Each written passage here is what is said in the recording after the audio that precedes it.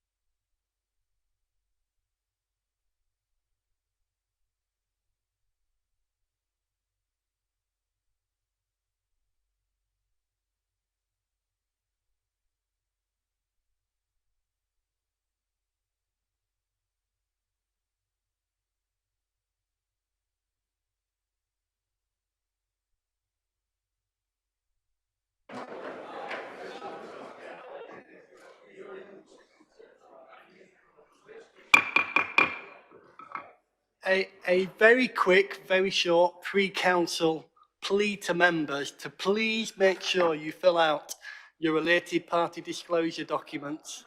Last year, we had a real kerfuffle for 3.5 months. It'd be really good to get these done over the next month. There are a big pile over there on the desk, and you can get one if you want one. You should all have them in your inboxes as well. Thank you very much.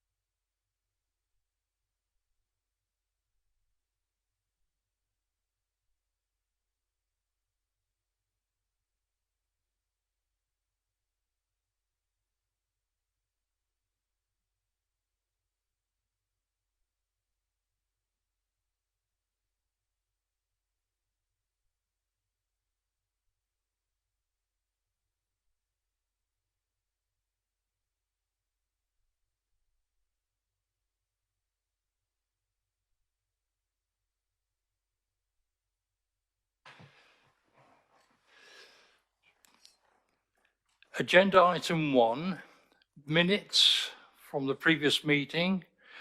I will sign those unless anybody's got any comments to the contrary. Thank you. Agenda item 2, declarations of interest.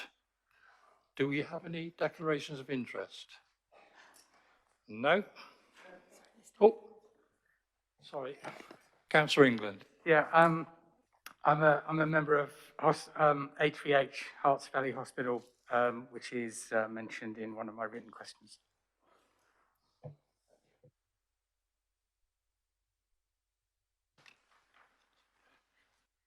Agenda item 3, public participation. We have none. Agenda item 4, announcements. 4.1, I have the following announcements to make, and that is to welcome Councillor Anne Foster and Councillor Simi Diani. Thank you.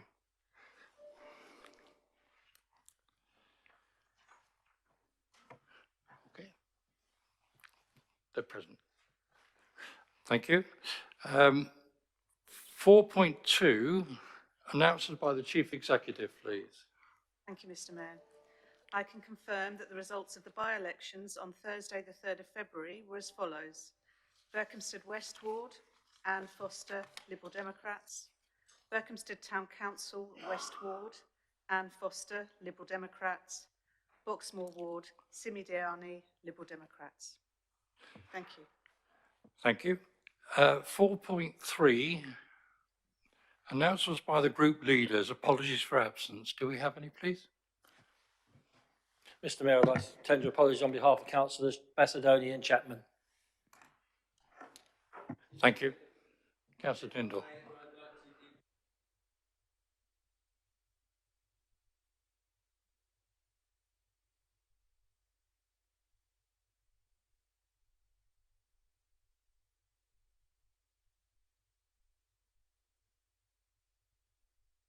Thank you, Councillor Tyndall. Item 4.4, the group leader and members of the Cabinet will give their various reports, please. Councillor Williams, please. Thank you, Mr. Mayor. Just a couple of brief items from me and then I'll be happy to take questions. Firstly, I circulated yesterday, I think, the response from the Chief Constable and the Police and Crime Commissioner in relation to the letter on violence against women. Hopefully all members, I thought it was quite a comprehensive response on behalf of the Chief Constable. Hopefully members will have had a chance to have a look at that. And secondly, on a different note, some members will be aware of the announcement that WH Smith's is closing in the Hemel Hempstead Town Centre. In itself disappointing, but probably more disappointing is that it houses the post office. We think it's essential that a post office remains available within the town centre. I think it's an important community facility, and we have written to the chairman of the post office seeking their intentions about providing another facility within the town centre. And I understand that with the landlord not wanting to renew the lease, the last date of the current facility will be the 31st of May. So hopefully we'll have some clear view of their intention to replace that before then, because I think it's an important facility to have in a town centre with an ever-increasing population. Thank you, Mr. Mayor. Happy to take questions. Thank you, Councillor Williams. Any questions for Councillor Williams, please? Councillor Tyndall. Thank you, Mr. Mayor. Councillor Williams, given the Prime Minister's statements on Monday about living with COVID and the relaxation of various precautions that are likely to happen soon, could you perhaps detail what we are doing to protect our staff and visitors and indeed ourselves over the coming weeks, and whether or not we'll be following the advice of the Director of Public Health in Hertfordshire, who is one of the leading people in the county, so that we follow the science. Thank you. Councillor Williams. Thank you, Mr. Mayor. Firstly, on the last point of the question, I think we have consistently and will consistently follow the advice of the Director of Public Health of Hertfordshire. I think has been exemplary in his guidance to Hertfordshire and indeed the wider public health sector on how to deal with COVID and the very related matters. Clearly, the announcement on Monday by the Prime Minister that we're moving back to a lifting of restrictions, I think is to be welcomed. I think it was made clear as I listened to the press conference, that we have to live with the reality of life as it is now. There are changes, but we have to move back to a COVID-friendly existence. We need to be cautious, and people need to take personal responsibility for their own health and welfare and of those around them. The Council will continue to follow the guidance of public health. Some of the changes don't come about to the 1st of April, and we will continue within this organisation to use a blended mix of working practices to ensure that safety within this building for our staff, our visitors and members is maintained, and to a degree, I say, of personal responsibility, but I welcome the fact that we are moving to a period of new normal. Thank you, Councillor Williams. Any further questions? Councillor England, please. Thank you, Mr. Mayor. There was a grant announced at Cabinet last week for the installation of 4 blocks in North End. Could the leader tell us the value of the grant, please? I can. It's the government grant is 300,000, and there is a 450,000 contribution to the project from the £1 million. And maybe my colleague may have been better to have taken this question, but there's a 750. It brings together a £750,000 budget for a specific project to bring up the standard of 4 blocks of flats in North End. Thank you, Councillor Williams. Any further questions? No. Councillor Symington. Yes, thank you, Mr. Mayor. Sorry, Councillor Williams, I'd like to ask, and I know we're going to come to it later, but perhaps you could ask, I can ask it as leader at the moment. The code of conduct that the council's adopting differs from the LGA model code of conduct to the sum of in 6 pages, at the end of which have a number of items that are best practice for the council. I wonder if you could like to explain to members why we're differing from the LGA code of conduct and how we deal with the fact that we're not agreeing not to adopt best practice.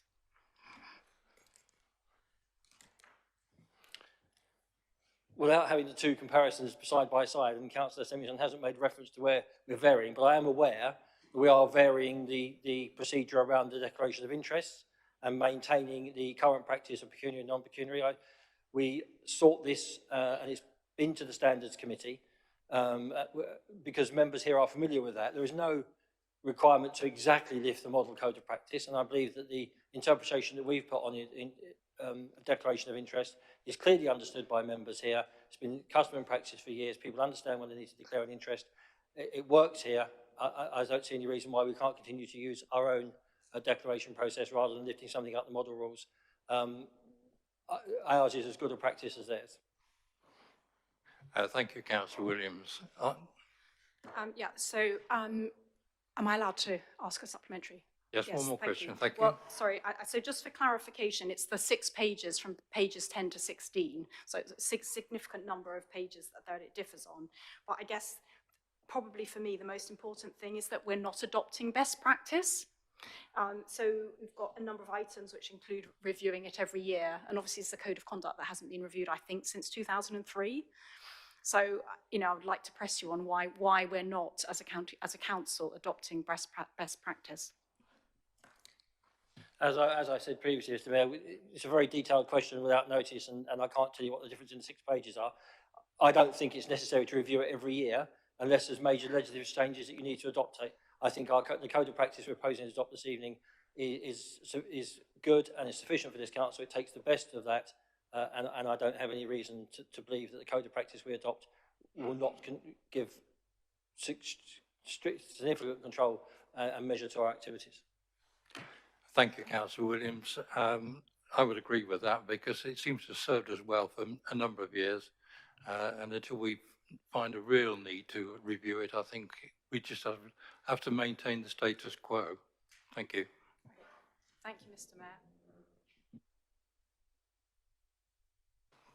And no further questions for Councillor Williams? Councillor Anderson, please. Good evening, Mayor.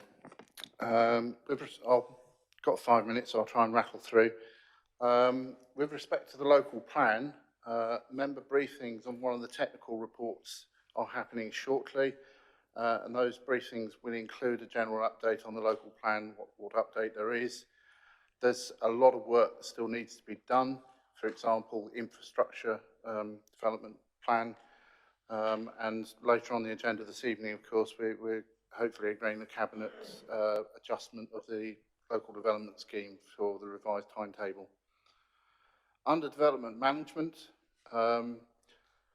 it's a bit of a difficult one there. We've had an increase in some developers approaching some ward members about their development proposals in the first instance.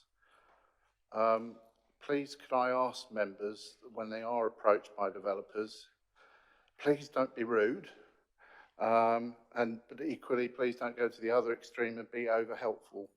We really need members to liaise with council officers and include council officers in discussions. And the reason for that is we need developers to understand the corporate approach of the council, and it's also from the members' point of view can avoid any misapprehensions about their motives. Whilst I'm on development management, Mayor, I would also like to ask members to continue having some patience with our staffing levels. We have previously discussed in these meetings the fact that we are low on enforcement staff, for example.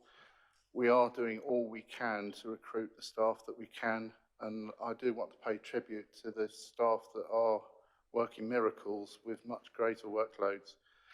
All the more when you cannot agree with them. You can find yourselves getting into quite strong planning arguments, but one needs to remember that these guys are really working flat out at the moment. On the Hemel Gardens Communities project, I hope members have seen the publicity about the local journeys survey to look at transport options. Please can I ask members to participate in that and to spread the publicity of it, because it's really important that we analyse transport and get the transport right for the projects of the future. And this really goes beyond the Hemel Gardens communities. It affects the whole of Hemel and the borough as well. So it's a very useful exercise. It is based on local journeys at the moment, but it will be a very important exercise, and I really appeal to people to participate in it. The details are available via our news pages on our website. Under the Hemel Place strategy project, the next board meeting is due quite shortly, and I hope members have seen the owls that have taken up station around Hemel Hempstead, 12 street art statues, I think, which have been very popular. If you see the number of children and families that have been taking photos around them the last couple of weeks, and they'll be in place until the 19th of April. It's a fantastic way of trying to get more people into the town centre and display what facilities we've got. With the South West Herts Joint Strategic Plan for 2038 to 2050, the vision is taking shape and is to be agreed next month, and the Regulation 18 consultation is planned to start in June at the moment. Under economic development, filming industry assistant databases, a bit of a mouthful. It's basically the data we've collected to help the filming industry carry out filming in our local area. Those databases have gone live and are now available to the filming industry. And also, Councillor Elliott will pick up more about the additional restrictions grants to do with COVID. We've had 114 applications for support under the latest round of ARG. But we really need more people to apply for that support, because we've still got quite a bit of it left. And unlike previous rounds, people have got to actually apply for it.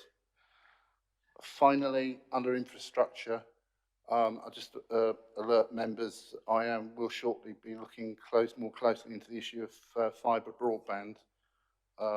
We'll be arranging, getting myself briefings, and hopefully we can sort of arrange something for members perhaps to look at this, which I think is a very important issue. It's part of the administration's manifesto, in so much that we've got any control over it, but we are trying to mitigate to try and get as much of the borough with fibre broadband as soon as we can achieve it. Thank you, Mayor. Thank you, Councillor Anderson. Any questions for Councillor Anderson, please? Councillor Allen. Thank you, Mr. Mayor. Further to your written response to my question at last council advising there had been no pre-application advice, on station gateway since early 2020, the Network Rail tender for a development partner states their plans have received, I quote, a warm pre-application response from the local council. Can the portfolio holder please share the details of this pre-application response from DBC? Unfortunately, pre-application discussions are confidential. I don't remember saying that there hadn't been any pre-application discussions. There had been some, as I recall. I'm happy to be corrected on that. It's very often on the hoof.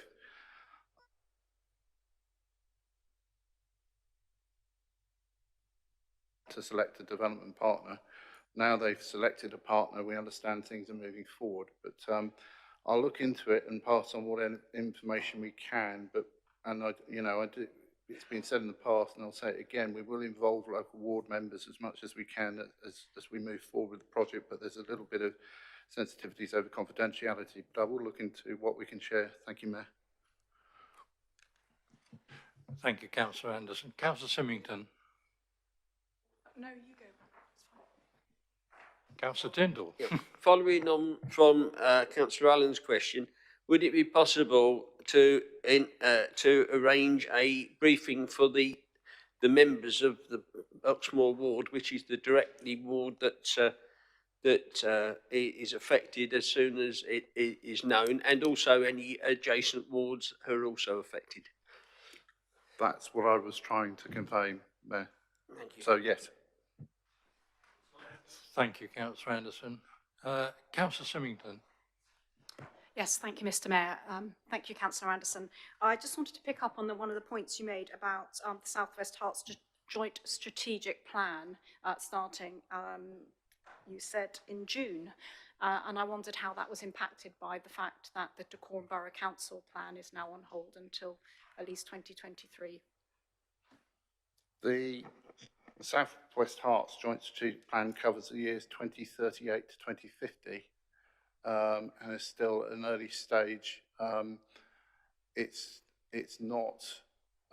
does not at the moment involve the level of detail that would be complicated by any change in the local plan, if I can put it like that. So it is perfectly okay to proceed with it at the moment. Thank you, Councillor Anderson. Yeah, thank you. Sorry, Councillor. it feels a bit like putting the cart before the horse to develop a plan for 15 years 20 years hence, when we don't know which sites we're going to be developing in the interim. So how are we going to deal with that as a council? My view is that we need to continue doing whatever parts of the planning process for the time periods we can. I think it's important we continue with that project. One of the key themes about the Joint Strategic Plan is obtaining the infrastructure that we will need for future development in years to come. And I think that really is the primary goal of the Joint Strategic Plan, and why we're teaming up other neighbouring local authorities to actually obtain the infrastructure we will need. And it's almost reaches the point where the infrastructure is so important, any identification of sites comes second. So that's the reason why one of the other reasons why we're proceeding with it now.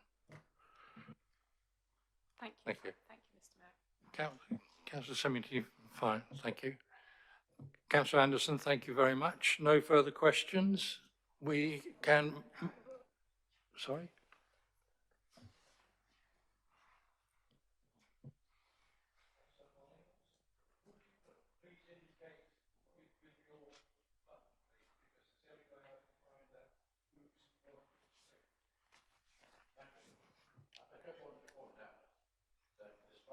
Has been said by Councillor Allen. The number is crucial. The number of homes is absolutely crucial. And you cannot plan adequately for infrastructure without having that number to hand. Right now, the County Council plans 50 years ahead for water. The utilities plan 20 or 30 years ahead for electricity and gas. And we're in a situation where by 2038, we're supposed to start on infrastructure planning. It'll be too late then. Can the councillor please explain how we can possibly plan for infrastructure without having firm numbers for the plan at today's date? I'll have to say it's the first time I've been called a county councillor, Mayor. All I can say is I agree to disagree with the member concerned, because it is so important we do whatever planning we can when we can. Those third parties that the member mentions there have their own plans for the future. We work very closely with them, albeit the planning process requires us to plan the housing and then go and tell them to go away and deliver their infrastructure, rather than them telling us what infrastructure they've got for the amount of housing that can be provided, which does seem the very wrong way round. But unfortunately, that's the way the system works. Thank you.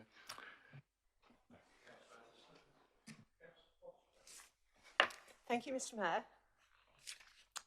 Councillor Anderson, I note the new timetable from the local plan, including a second Regulation 18 consultation in June 2023. So with my very new councillor hat on, but primarily as a long-term resident who spent weeks last year studying every document and responding to the consultation, we now find that essential elements were missing or incomplete.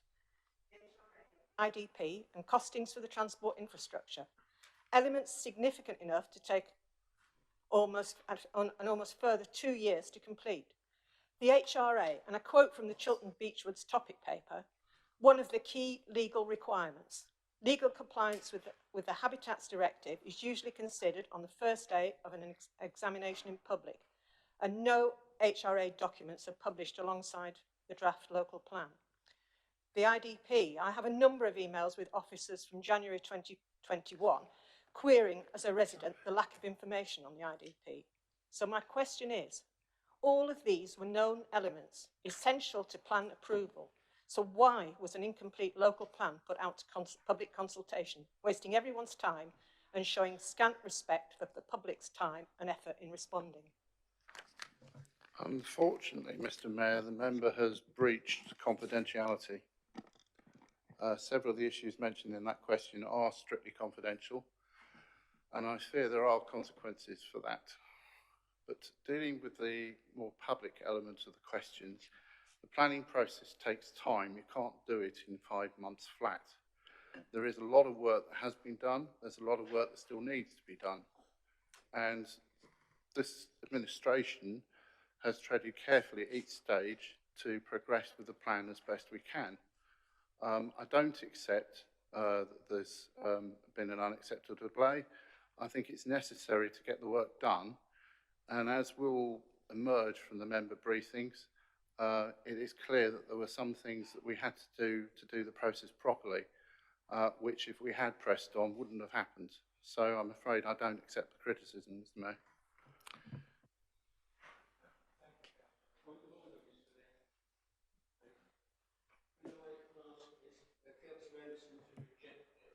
The statement that the councillor was out of order. My understanding or my hearing was that she listed a number of documents that were missing and were known to be missing at the time of the Regulation 18 consultation. That's as much as she said, and she is not party to any other confidential information of any sort. Mr. Mayor, sorry, I can't, because a comment was made about one of those documents which could not have been made if the member hadn't have been briefed. So I'm afraid I can't.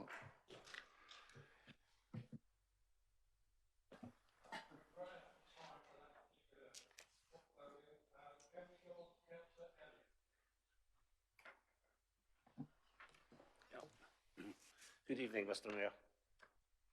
The Finance Service has been extremely busy during January and February following the release of the final local government finance settlement. This has required a further assessment and review of the draft of the 22-23 budget proposals, followed by the final budget scrutiny and the production and presentation of the proposed 22-23 budget on this evening's agenda. The Finance Service is also working closely with our external commercial experts to develop the basis of the Council's future commercial strategy and commercial business case appraisals. The Estates team have continued to work with Public Health England, the NHS, Hearts County Council and other partners on the assessment and delivery of vaccine sites, pop-up testing and other vaccination sites, and booster jab locations. The work in this area is expected to reduce significantly going forward. The experience of this joint working and relationships created should assist the Council going forward. The focus moving forward will be to make the best use of our operational assets as part of the wider COVID recovery plan. Within our commercial property team, the performance of the commercial assets has remained strong and income levels exceeded budgeted expectations by circa 15%, and occupancy remains above 95%. This is a good indicator of how the local small independent businesses have progressed over the course of the pandemic. The government's moratorium on debt collection is due to come to an end in March 2022, and it is unknown at this point in time what impact that will have upon the local business community and void levels. Going forward, the customer business response to COVID recovery will be key to income performance. The government's business rates relief support will continue in 2022 for the leisure and hospitality sectors. Now, our revenue service has been hard at work implementing several new government COVID support policies for 21-22 and 22-23. These include the implementation of the Omicron and Hospitality Relief Scheme 21-22, providing circa £800,000 of business rates relief to local businesses, the planning for the council tax-based £150 energy rebate for 22-23, and the delivery of the final COVID additional relief fund scheduled for March. The Revenue Service have also supported the Economic Development team to roll out the next phase of the Additional Restrictions Grant, with this phase focusing on supporting those businesses that won't receive the Omicron Relief Grant but are involved in the hospitality and leisure supply chain sectors. This team continues to play an important role in providing financial support to local residents, and numbers of test and trace support applications increased exponentially during December and January to levels not seen before. The Revenue Service is working with the Department for Levelling Up, Housing and Communities and software partners to ensure the issuing of the 22-23 business rates bills are on time and include the new reliefs for 22-23. Thank you, Mr. Mayor, and I welcome any questions. Thank you, Councillor Elliott. I can see first person, Councillor Peter, please.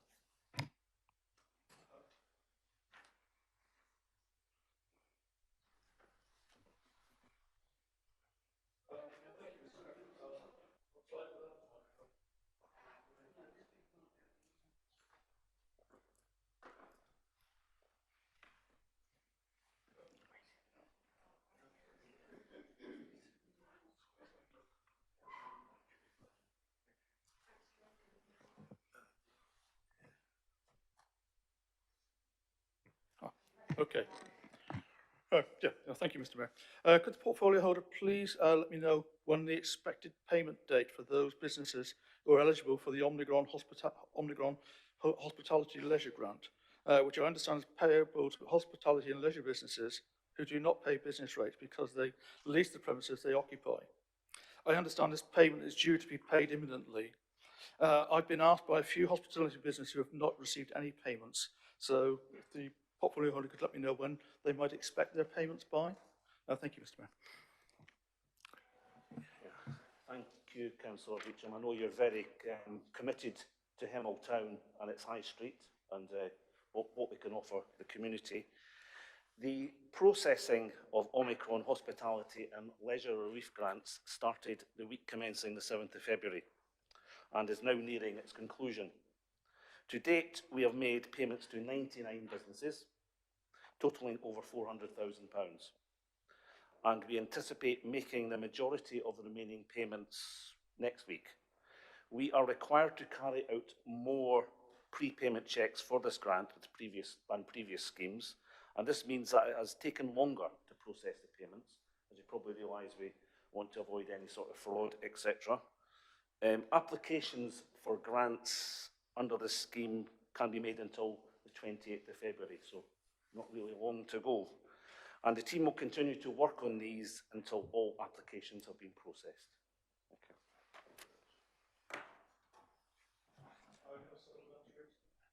Councillor Beecham, yes, thank you.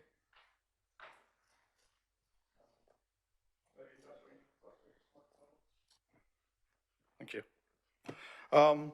Could the portfolio holder please confirm that the additional restrictions grant, the ARG, has already been paid to businesses that do pay business rates?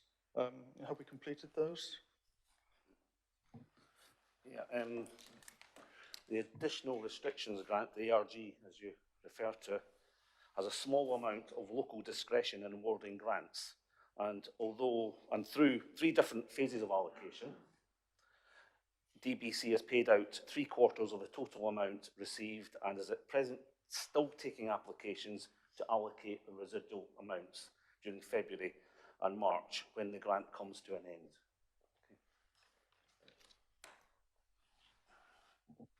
Thank you. Councillor England, please. Thank you, Mr. Mayor. Is the portfolio holder worried about inflation? And would he consider writing to the Chancellor, Rishi Sunak, to ask if some of the 37 billion test and trace money could be clawed back? Yeah.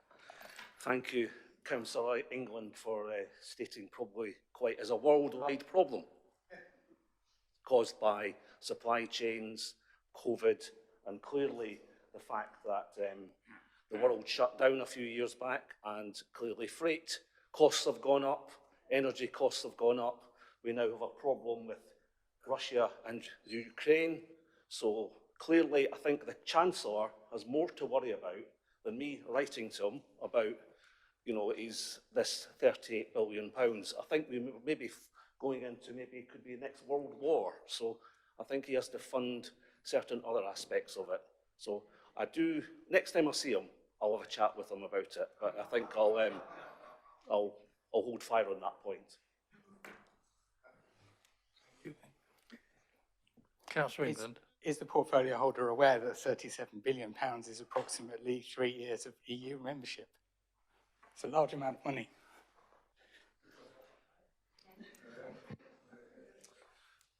Yes, it is a large amount of money, but I'm sort of quite glad we're at the EU because we don't have to pay them it.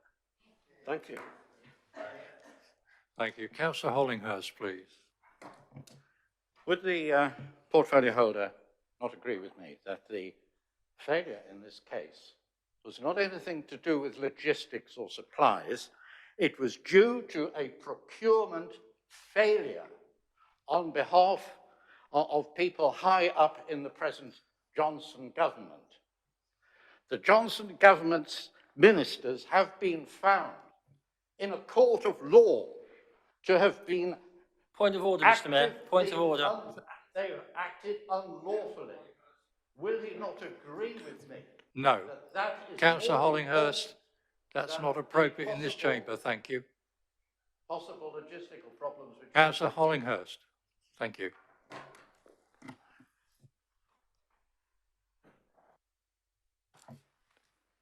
No further questions for Councillor Elliott?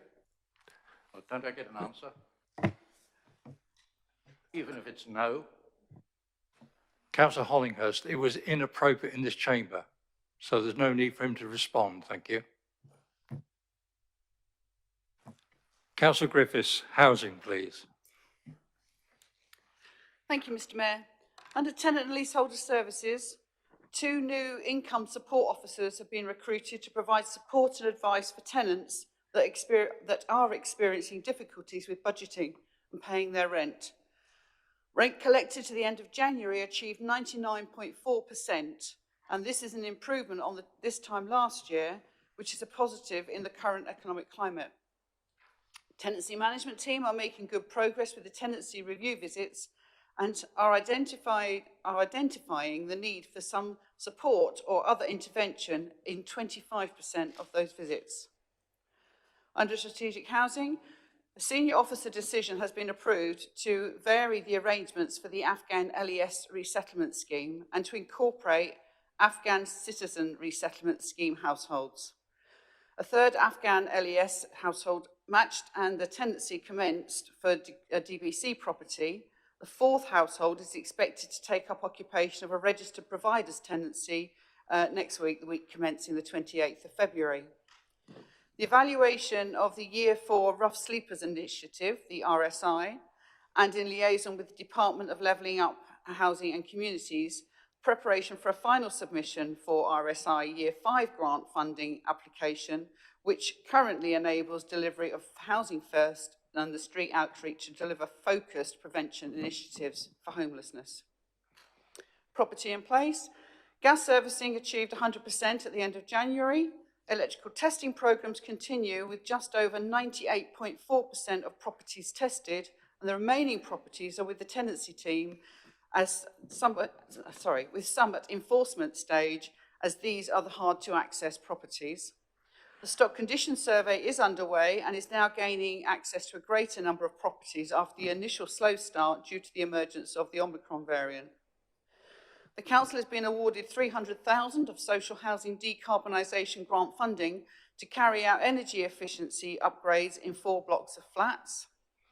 And as usual, Mr. Mayor, with your permission, I will include the list of the housing developments and the stages that they're at.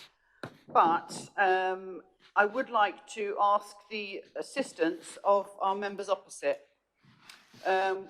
Some of you who were in the chamber before the last election for us will remember that Councillor Penny Hearn, when she was a member of the Conservative administration at Tring Town Council, very kindly suggested a site at Bulbourne that we could use to build social housing on, but it was owned by Tring Town Council.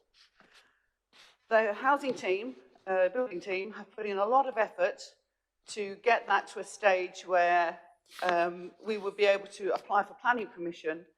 And I understand the due diligence that Tring Town Council have done in calling that back in again to have a look at and to review that decision. Totally understand all that. But we are now at the stage where we are now 4, 5 years on, perhaps 6 years on from when we first started. A lot of money has been spent by the HRA to provide social housing, housing in Tring at social rent, as opposed to affordable rent. But we're still not getting a decision from Tring Town Council. So could I ask my colleagues opposite if they could perhaps have a word with their colleagues on Tring Town Council so that we can have a decision and know which way we're going with this. Thank you very much, Mr. Mayor.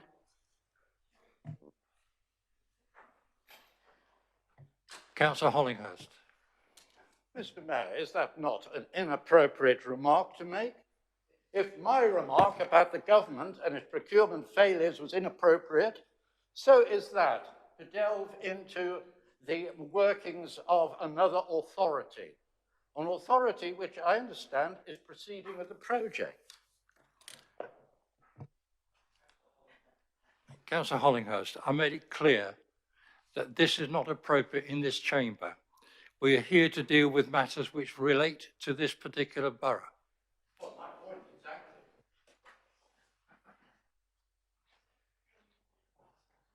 Councillor Hollinghurst, I've made my point. Thank you.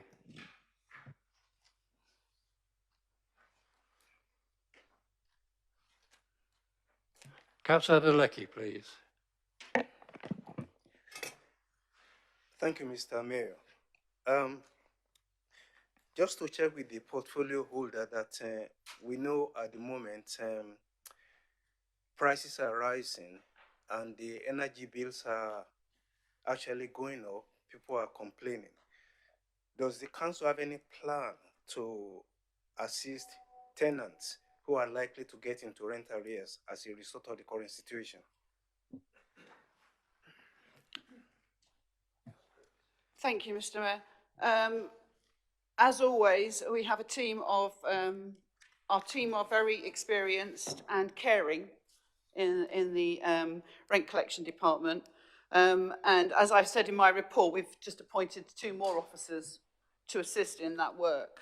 So long as people will talk to us, we can help them. We can help them with plans, we can help with progress. The staff make sure that everyone who make sure that everyone who comes to us with a challenge, that they are claiming all the benefits that they're entitled to, get assistance in completing those benefits, because for some people that is a struggle. The forms can be horrendous. So yes, I do believe that we are ready for this. There is always an issue with people paying their rent, or potentially, sorry, not everybody. People always have had, at some point in their life, perhaps a problem paying their rent and juggling their bills, etc., for all sorts of reasons. At the moment, obviously, fuel poverty could be one, and that has been one for a number of years. And us all changing to electric doesn't help, because electric is more expensive than gas. So we have been doing other things as an authority, as you're fully aware, which is perhaps we've been using this fabric first approach on our properties. So over the years, we have been providing better insulation and better thermal efficiency of all our properties, and that will continue at a pace now, but it has been going on for a large number of years, as you all know. So several actions are being taken and have been taken in the past. This is no different. Thank you, Councillor Griffiths. Councillor Ransley, please. Thank you, Mr. Mayor. As a member of Tring Town Council, can I say that actually delays on Bourbon have not been about the council? We have had delays with government agencies, we've had delays with legal things. We are still, I believe, waiting for some legal paperwork. Decisions have been changed. Originally, Dacorum Borough Council said they weren't interested in the site unless they knew they could get planning permission. Now that has been changed. So it is not the council which is holding it up. Thank you. Councillor Griffiths. I beg to differ, but perhaps we can have that conversation outside this room. Okay.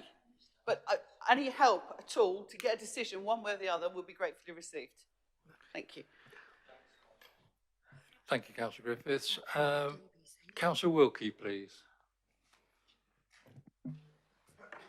Thank you, Mayor. Councillor Griffiths, I'm rather concerned. The Bulgren project is 11 units. Are you suggesting that the future of meeting social housing needs in the entire Tring area is down to this one project?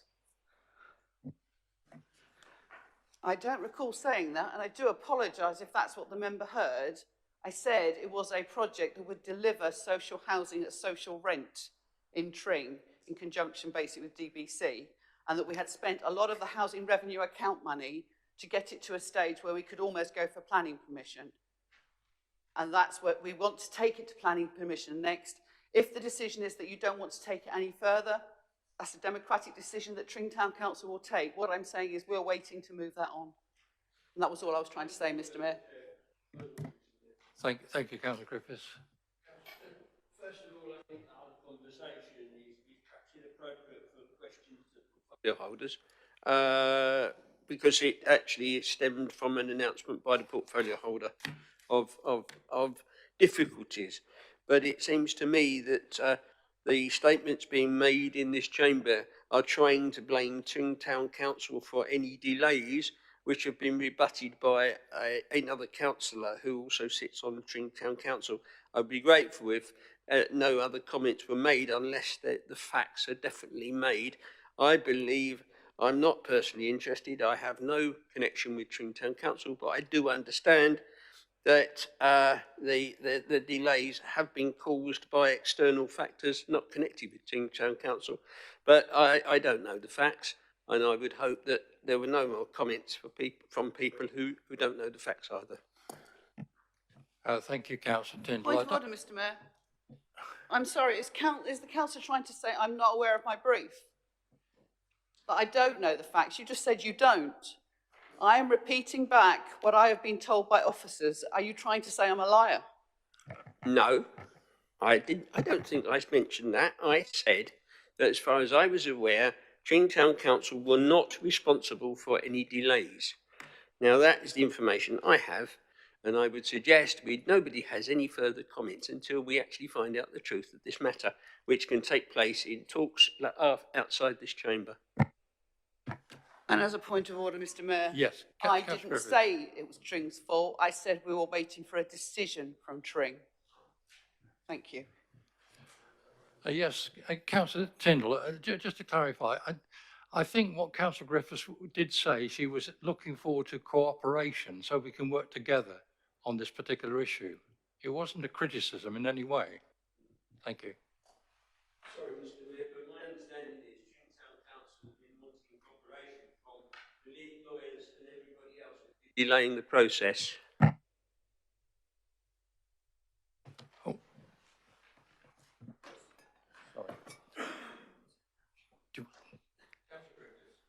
I will take it up outside the meeting with Councillor Ramsey, as she kindly offered that at the beginning, Mr. Mayor. Thank you very much, Councillor Griffiths. Councillor Freedman, please. We seem to have lost a bit of order. But thanks, Mr. Mayor. I just wanted to follow up. This is probably more for cabinet referrals, but we spoke about the cost of living crisis and how that's affecting the people, some of our residents, and in particular the income officers that we've brought on to assist with that, which I'm very glad to hear it. Has the portfolio holder considered, and do we have legal capacity, our upcoming increases in council rent and service charges? Do we have a way that we might be able to stagger that across the year rather than one firm increase at the beginning in order to assist some of our tenants in that? Has that been looked at? I can confirm it hasn't been looked at. I would have to look at the legal ramifications and speak to the the finance officer, Section 151 officer, about that, because obviously the whole budget is premised on the fact that the rent increase happens on the 1st of March, as do the service charges, because obviously our costs start from that date as well. They're always ongoing, obviously. I can certainly have that conversation, but so I don't know the honest answer. I will give you a written answer on that, and then the consideration on what that information gives us, if that makes sense. Thank you. Thank you, Councillor Griffiths. Councillor Symington, please. Thank you, Mr. Mayor. Thank you, Councillor Griffiths. I just wanted to, first of all, welcome your statement about the fact that we were able to change the way that we accept the Afghan refugees outside of the council chamber, which I think was what you felt last month. But I'm delighted that has been adjusted and that we've been able to offer the third and fourth families housing. My question is, and this comes from the Hearts Welcomes Refugees group, given that they've received what they say are suitable offers from philanthropic landlords, would you be willing to accept these in addition to the DBC offered properties as a way of rehousing people, Afghan refugees who are living locally? I see no challenge in that. What I don't understand is why it has to come through this council. Perhaps we can have a conversation about it afterwards, just so we can move it along in one direction or another. I'm happy with that. Thank you. Thank you, Councillor Griffiths. We're out of time on that particular item. Can we move on to Councillor Williams, please, Corporate and Contracted Services? Thank you. Thank you, Mr. Mayor. Just a couple of brief updates from myself. Firstly, to thank the elections team, as reported at the beginning of this meeting, for the conduct of the successful by-elections at the beginning of February. Not always the best time of year to have them, but needs must. Members will be aware that the Berkhamsted Sports Centre project is progressing, and we've now moved to public consultation stage. There was an exhibition in Berkhamsted Sports Centre yesterday, in the Town Hall or Civic Centre today, and a further exhibition at the Sports Centre on the 5th of March. I'm pleased to say that although that consultation has only recently opened, we've had over 400 responses so far, which I think is very pleasing. And I'm sure we'll have many more before we get to the end of the consultation period. And finally, I reported at the last meeting quite a site-specific situation with High Barnes. I'm pleased to say that despite some slight delays, we do still expect to complete that work by the end of the month. Happy to take questions. Thank you, Councillor Williams. Councillor England? Thank you.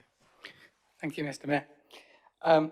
Is there any update from the portfolio holder on the report that there was a health and safety incident yesterday at Everyone Active Westminster Lodge Sports Centre in St Albans, the same operator that operates here? Councillor Williams? I'm not aware of it, and as soon as it's not in decorum, I don't see any reason why I would have been notified. Thank you, Councillor Williams. Mr. Mayor? Councillor England? Could I ask for his assurances to the council that that if there has been a health and safety incident, that nothing similar will be allowed to happen in decorum?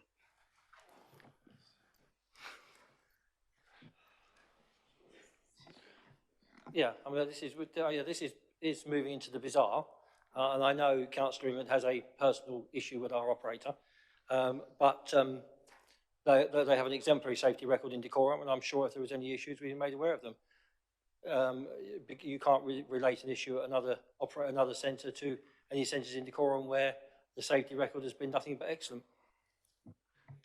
Thank you, Councillor Williams. That's an adequate answer. Councillor Freedman, please. Thank you, Mr. Mayor. Councillor Williams, in regards to the Berkhamsted Sports Centre consultation, I know myself and many of my colleagues are trying to publicise the consultation and encourage residents and interested groups' feedback. But would the council, would the portfolio holder agree with me that the consultation itself it falls rather short of encouraging meaningful answers and seems rather pointed in its closed questioning, and that possibly a more resident-focused consultation and questionnaire should be put and suggested for residents to take. And I'll throw in the supplementary, if that was to be done by local businesses, would the consultation consider ad hoc responses? Councillor Williams? I'm afraid I've got a little bit confused with the question there. Towards the end, I'm not quite sure. Surely purpose of a consultation for a sports centre used by residents would be primarily aimed at residents, and that seemed to be the implication from Councillor Freedman's question, that that's where the consultation seems to be aimed. I'm sure if businesses want to make contributions to the consultation, they can more than adequately do so. I think the number of people who responded to the consultation, and clearly the consultation has to be within parameters. You know, there is limits to what can be built, and so there has to be a degree of expectation within the consultation, but I believe it's sufficiently robust that people can to make their own comments. Thank you, Councillor Williams. Any further questions? Councillor Symington, please. Sorry, yes, I thought I'd pressed it earlier. Thank you, Mr. Mayor, and thank you, Councillor Williams. A few meetings ago, I asked about EV charging points, and I think at that time your response was that you were waiting for an update from the UKPN, the power networks, and I wondered if you'd received that and if the council was able to move forward with a policy on installing more electric vehicle charging points. Councillor Williams. Thank you, Mr. Mayor. Yes, I believe we have that information, but at the time I think I answered the question previously. We were working with one operator who we had understood had indicated that subject to the cost ratio being acceptable, they would be prepared to install EV chargers in our car parks at no cost to the council. I think it transpired at a late stage of those discussions that offer wasn't quite as it seemed, and there would be a cost to the council. So we've broadened that conversation out to a range of operators and providers now to look at all of our car parks to see what other options there might be apart from the one operator we were originally talking to. And I understand that that process of discussions with other operators, their offers and what they might be prepared to install in our car parks is ongoing but coming to a conclusion, and we hope to be able to take that strategy forward. and that will be reported through the scrutiny process, hopefully within the next cycle. Thank you, Councillor Williams. No further questions. Can we then move on to Councillor Barrett, please, for Environmental Services? Thank you.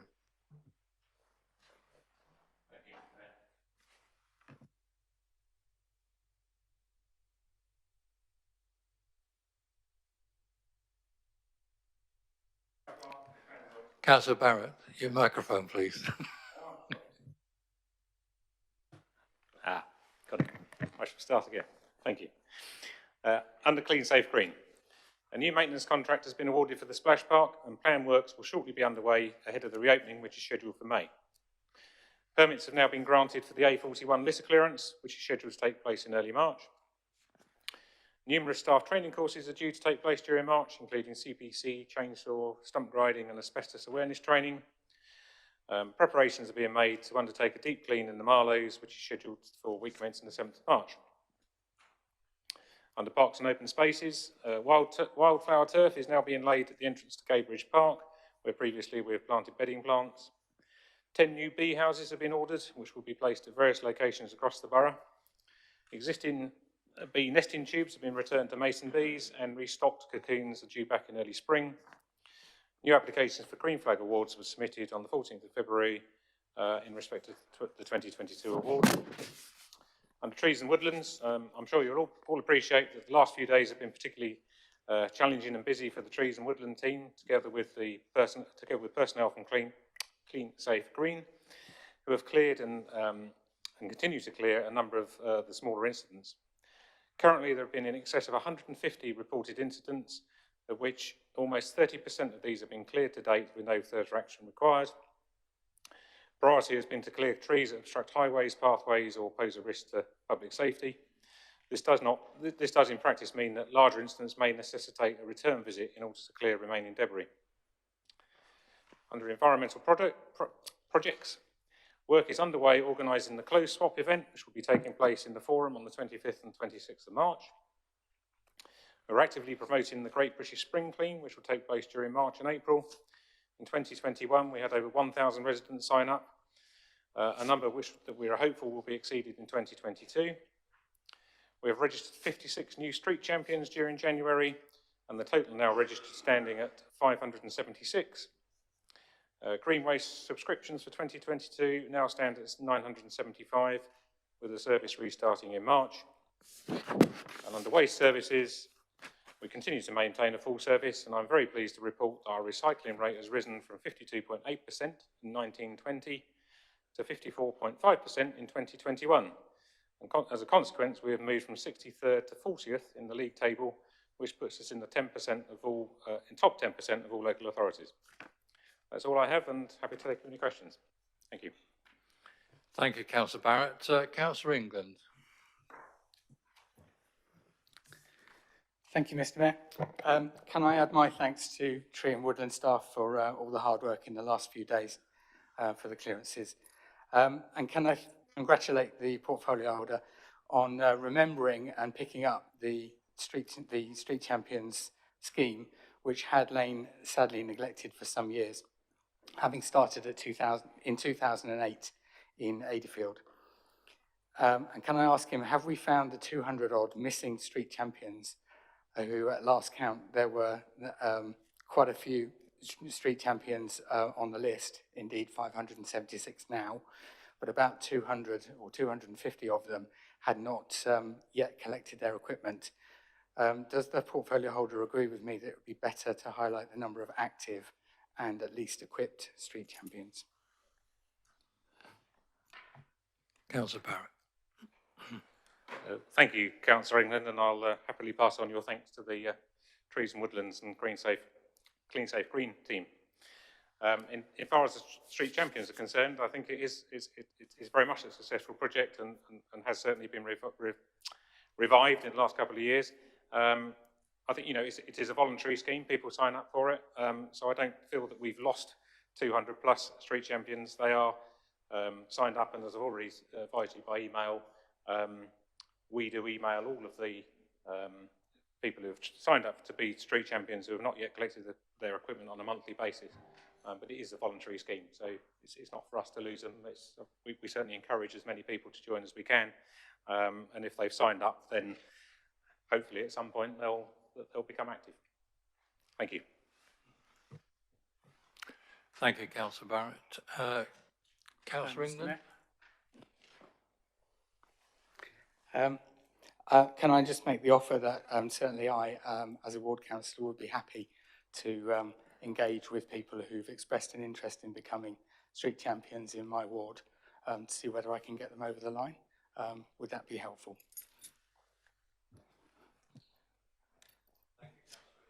Thank you, Councillor England. Thank you, Councillor England. I appreciate the offer, and it possibly would be helpful, but I would have to check whether individuals signed up with the borough for street champions, whether we could then release that data to outside of the borough. I'm not sure whether that would be appropriate or not, so that's something I will find out and come back to you on. Thank you.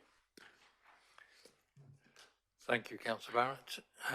Councillor Symington, please. Thank you, Mr. Mayor. Thank you, Councillor Barrett. I wanted to pick up on the cleaner bit.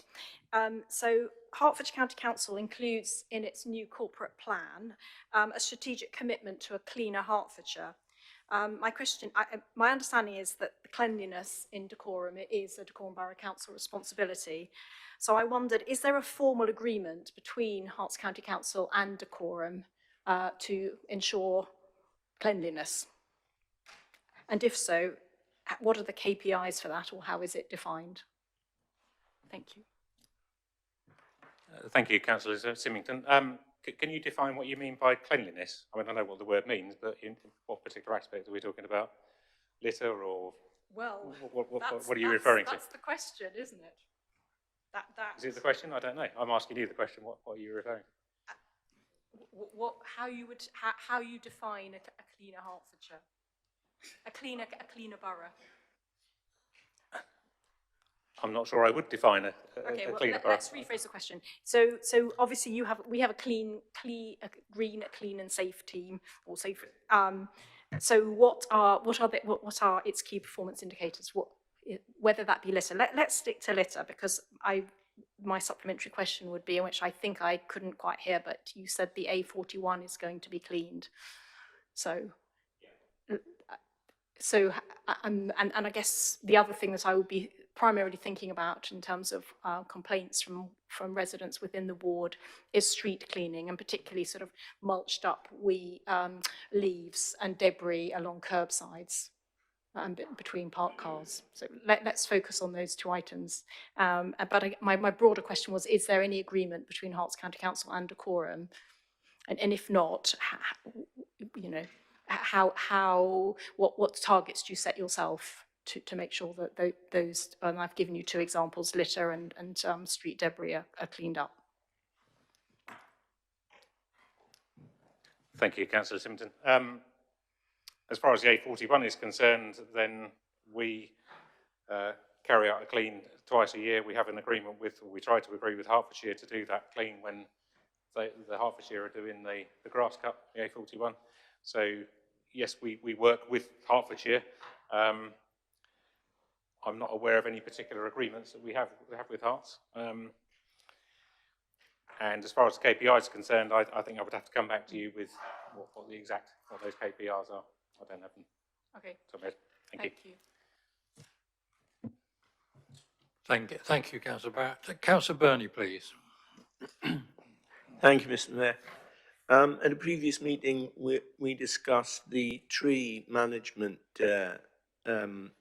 arrangement with the county council, and I think you indicated that it needed to be renegotiated. Could you let us know whether negotiations have started on that, and if so, whether we've managed to progress it?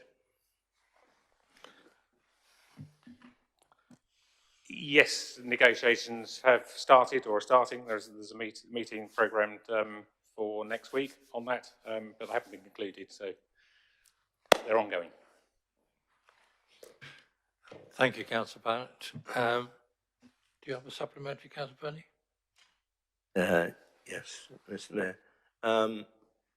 I'm hopeful that those negotiations will lead to a more reasonable fee for the work that we do on these roadside trees, as I indicated earlier. And I'm sure that I hope that, and I would like your assurance, if I may, that we'll be taking that into account.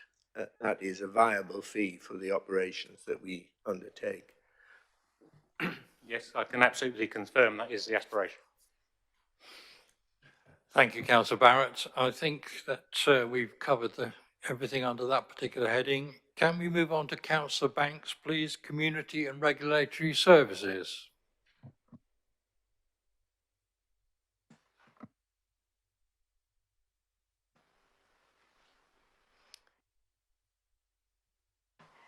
That's not fair, my clock's... So I keep my finger on it so that it stays illuminated. Thank you. My apologies. Thank you, Mr. Mayor. Turning first to regulatory services. Environmental health teams continue to be impacted by their COVID-19 responsibilities. They have carried out over 160 self-isolating visits, ensuring residents are following the relevant guidelines, and a similar number of businesses have been visited, checking on COVID security. Public Space Protection Order, Littering Enforcement Pilot Contract. I remind you, Mr. Mayor, that this pilot is to provide us with the information on the best way to enforce the littering and PSPOs in the future in decorum. In January, 446 fixed penalty notices were issued. 344 of those notices were issued for littering offences. Members will be further updated on the progress of the pilot as part of the annual enforcement presentations to overview and scrutiny, in particular SPAY. Officers have been working with district partners to ensure that all wards within the boroughs are visited frequently and at least monthly in areas of low littering or PSPO complaints. Turning to fly tipping, the fly tipping inspection and removal in January stood at 142 fly tips. This is a post-Christmas increase that's expected. This is compared to the 104 fly tips in December. All were investigated by enforcement and then removed by waste services. Councillor Barrett, please pass on my thanks to the Clean, Safe and Green teams. Fly tipping prosecutions.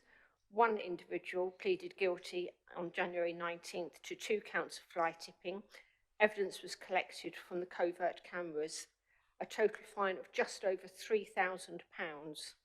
This was published in both Hemel and Luton Press as a deterrent for others. A further 6 individuals have been caught fly tipping in the Markyate area. All have been caught on our covert cameras and are at various points in the prosecution process. If only people would take note. Turning to community, the adventure playgrounds reopened this half term, and although they have been closed for general sessions over the winter, I am pleased to report that we have received over £9,000 in income from the hire of the 3G pitches, hire for the youth clubs and private hires for party bookers. The adventure playgrounds and Decorn Borough Council community comms teams have been promoting the relax and vax sessions to help the 12 to 18-year-olds who may be nervous about receiving their COVID vaccination. Turning to physical and sports activities, first brought to my attention by Councillor Elliott, I am pleased to advise you, Mr. Mayor, that the rundown and neglected North Ridgeway basketball courts have been expanded and refitted and last week reopened. We'll be looking to host an open day, ideally with you, towards the end of April. Tickets are now available and have been launched for the Your Town 5K Hemel 2020 Fun Run. Please check the DBC website for further information, and I'm sure we could all do with a quick 5K around the town. Finally, that's because I did the Manchester 10K. I'm very proud of that. Finally, Healthy Hub. Since its launch in June 2020, nearly 2,000 residents have been positively impacted by the work of the Healthy Hub and the partnerships linked to it. Confirmation has been received now from public health colleagues that the funding for this project will extend a further 2 years, following the benefit that has been seen for our residents, and in particular, in help in mitigating the impact of the COVID pandemic, which is all great news. The Healthy Hub, in case you don't know, is at the moment mainly online, but has now moved to opening physically on Tuesdays and Fridays, and can be found at the South Hill Centre between 10 and 4. They are offering advice on residents who may have issues around mental health, debt, unemployment, weight management, ceasing smoking, and all other things to improve well-being. This a free service for advice and support. And Mr. Mayor, I'm happy to take questions. Thank you, Councillor Banks. Councillor Adeleke, please. Thank you, Mr. Mayor. From the Dacorum police website, there appears to be reported increases in crime. We've got high-profile cases in Bovenden, Tring and Bennett's End involving drugs, theft from cars, and burglary. How closely is the council working with the police to keep the crime rate under control and make the borough safe?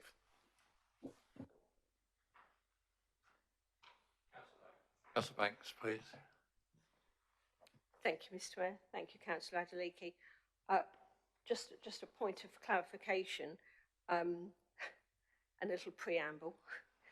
The periods around the 2 lockdowns saw a significant impact and lowering of crime reporting, with reductions in all categories that you have mentioned, particularly burglary, theft and serious violence, and the crime in nighttime economies. Crime levels in these categories are higher than in the last rolling 12 months, but are consistent with the 2019-2020 levels. So it's a part of the COVID pandemic impact. There is an effective community safety partnership in Dacorum, which ensures an open approach between Dacorum Borough Council, the police and other relevant agencies. This focuses on making the borough safe, and DBC colleagues are represented at the police daily tasking and briefing meetings, where intelligence is shared to mitigate against risks that are arising to safeguard residents and to preempt offending. An annual report is being prepared for 2021-22 and will be shared with members and the public to highlight the work of the Community Safety Partnership. The date of that public meeting is yet to be set, but it will be imminent, and I'm sure it will go out on members' news and across our social media platforms.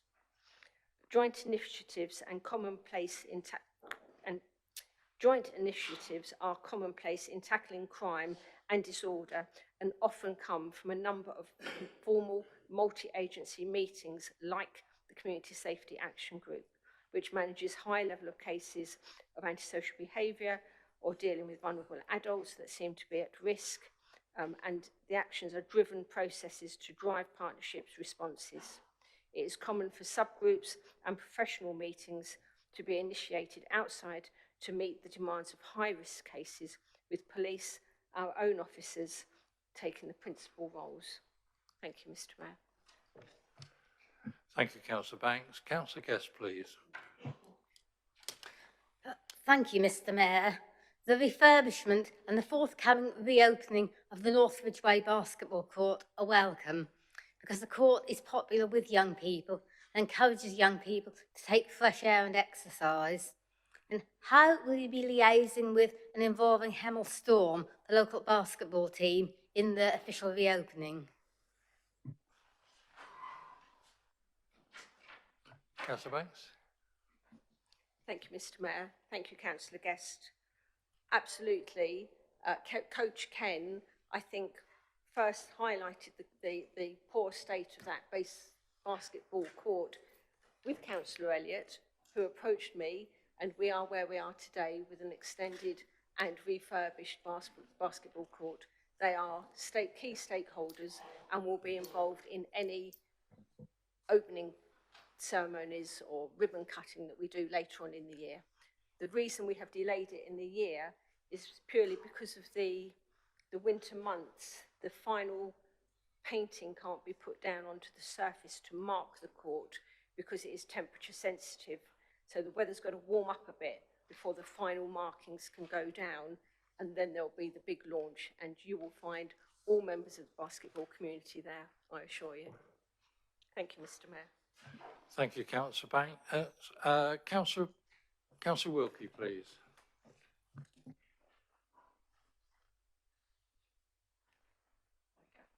Thank you, Mayor. Firstly, Councillor Banks, thank you. And may I particularly thank your team for all the hard work they've been doing regarding the self-isolation visits. They've been extraordinary, so please pass on my thanks to them. I just wanted to ask you regarding litter versus fines. I'm so sorry. Can you hear me now? Great. That's but Forgive me. Well, it was praise to start with, so I'll definitely repeat that. I wanted to thank you and your team for all the home visits you did during self-isolation periods. It was absolutely excellent, so thank you. The second thing I wanted to ask you was the known performance indicators for reducing litter versus fines. So essentially, how do we know they're working? Thank you.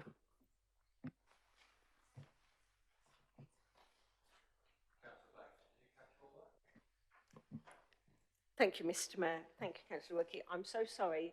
I missed your question again. Just the last bit this time. My head is big enough for the compliment. That's okay, sorry. We'll get there in the end.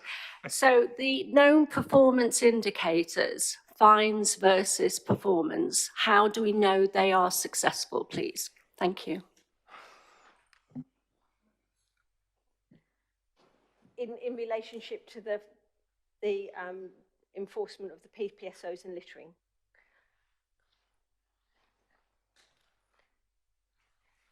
Indeed. How do we know if they are successful?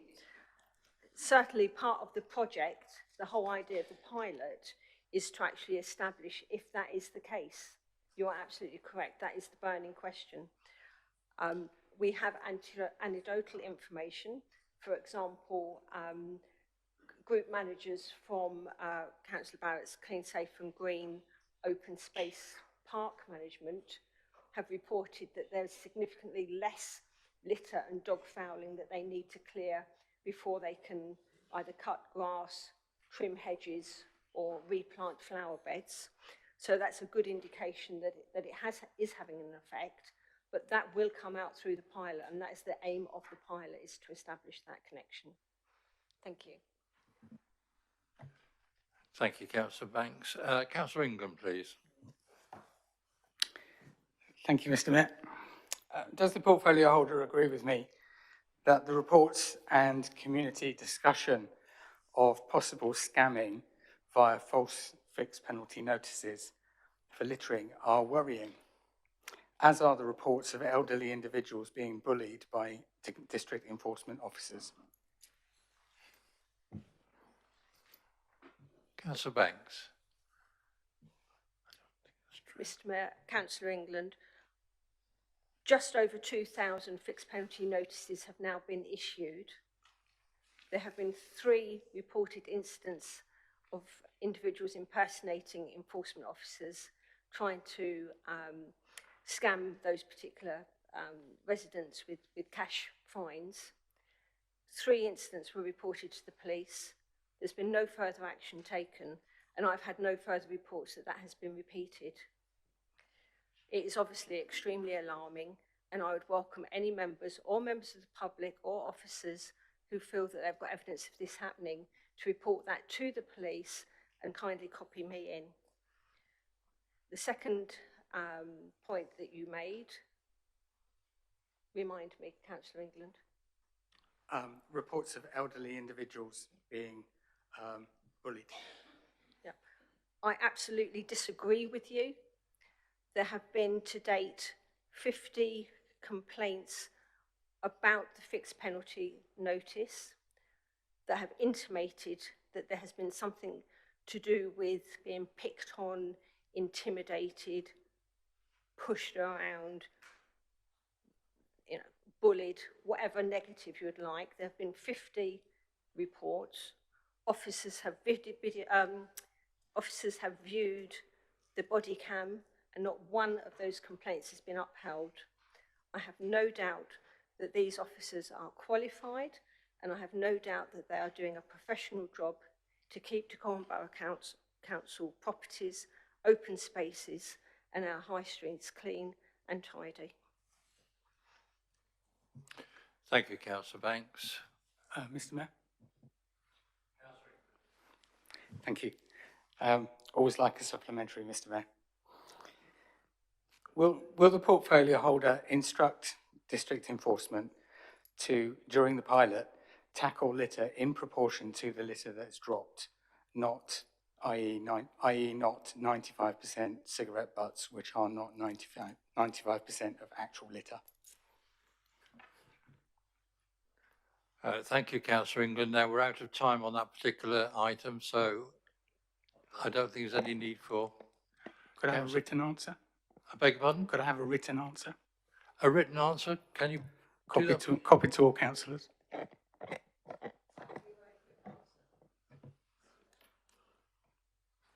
If you want to make it a very quick one, yes, please.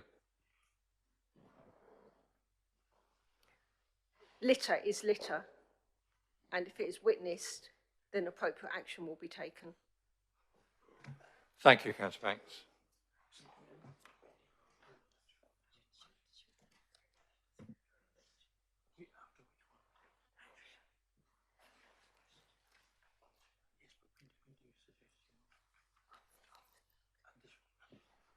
Okay.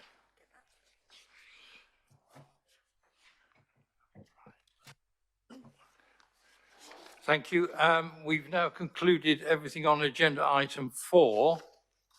And if we could move on to agenda item 5, motions. Now, the first motion we have is proposed by Councillor Jane Timmis and seconded by Councillor Ron Tindall, please. Mr. Mayor, I have a declaration of interest on this application. I'm a member of London Gliding Club at Dunstable, which flies in the Class D airspace as D for Delta, associated with Luton Airport.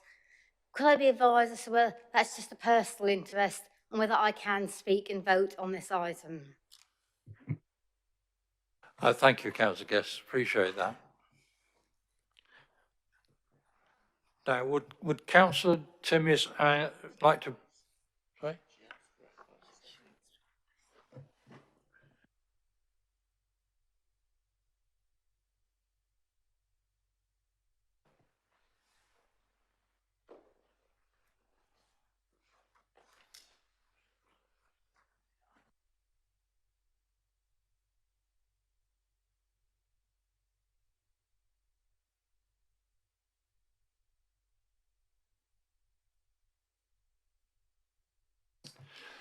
Thank you for that, Councillor Guest. We don't think it's going to directly conflict with this particular motion. So could I ask Councillor Timmis, please, to present the motion and to be seconded by Councillor Ron Tindall. Thank you. Thank you, Mr. Mayor. I move that Dacorum Borough Council strongly opposes Luton Airport's further planned expansion from 18 million passengers per annum to 32 million passengers per annum by 2040, with the resulting negative impacts of increased noise, emissions and surface transport. This disproportionately impacts the Watling Ward villages in Dacorum and more widely our borough and much of Hertfordshire. Given national climate change goals, air travel awareness and noise and environmental pollution levels, it cannot be justified. This cannot go unchallenged, and so Dacorum Borough Council will therefore commit to oppose the expansion of the airport at every opportunity. Thank you. Thank you, Councillor Timmis. Councillor Tyndall? Thank you, Mr. Mayor. I'm pleased to second this motion and reserve my rights to speak. Thank you, Councillor Tyndall.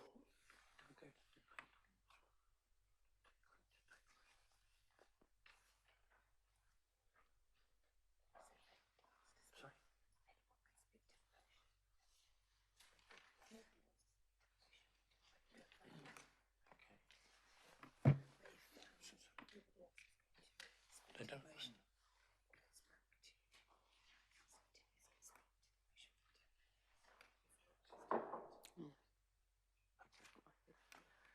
So if nobody wants to speak, you can go straight to a vote.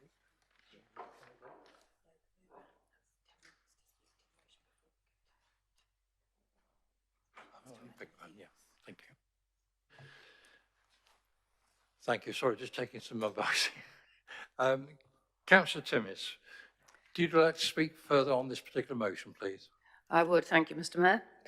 I'd just like to add to this. This is yet another airport expansion proposal and consultation, but this one is really important since it's the biggest yet. Luton Airport's owners, now rebranded Luton Rising, and they own the, which owns the airport on behalf or for Luton Borough Council. They're consulting between now and April the 4th on further massive expansion, which would involve also, apart from the increase in passengers, building a second terminal, more car parks, more airport stands on the open green space of Wigmore Park, flying up to 80,000 more planes a year over the area that mostly Hertfordshire, and an additional 50,000 more passenger journeys a day on local roads and rail. The noise reduction commitments made in the previous expansion in 2013 to get, in that case, from 9 to 18 million passengers have not, of course, been delivered, which is why the airport broke its noise planning limits in 2017 to 2019. They did not deliver on their promises then, and they cannot deliver on their promises of noise mitigation, climate change, or increased ground traffic environmental pollution now. I can go very briefly through some of the environmental impacts that this will if this proposal succeeds. There would be 60% more flights overall, with many compressed into the very early morning and late evening by the low-cost airlines that favour Luton. So 70% more flights at night, that's between 11 p.m. and 7 a.m., and 50% more during the day. A significant increase in the noise footprint, which badly impacts communities all around the airport, with no mitigation. The latest planes sound just as loud, and promised airspace modernisation is still a decade away. Up to 40,000 additional passenger journeys each day by car to and from the airport on local roads, not just the M1, but the A505, the Low Luton Road, as well as many more rail users. 60% increase in carbon emissions from the flights at a crucial time when the impacts of climate change are now obvious. And aviation emissions are 3 times more damaging due to the contrails and high altitude pollutants. Impacts on health and well-being due to the noise disturbance at night and early in the morning, and noise impacts on schools which affect learning. A reduction in air quality at and around the airfield due to the increased numbers of cars and aircraft, as well as the particulates from kerosene aircraft fuel and from aircraft brakes and tyres.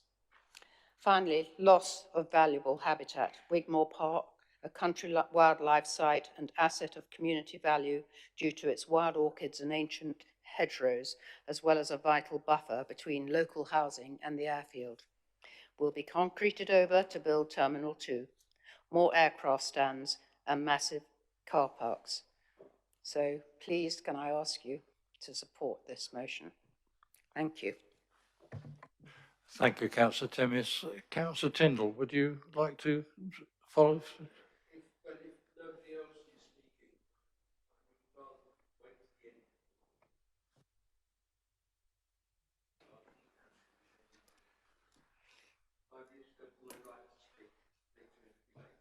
Is anybody opposing the motion at all? No? Fine. Thank you, Councillor Tindall. I'll be very brief.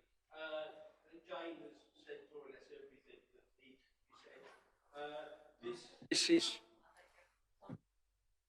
This is such a massive expansion from, what is it, 18 million to 32 million. You know, it's not even little steps, it's one big stride.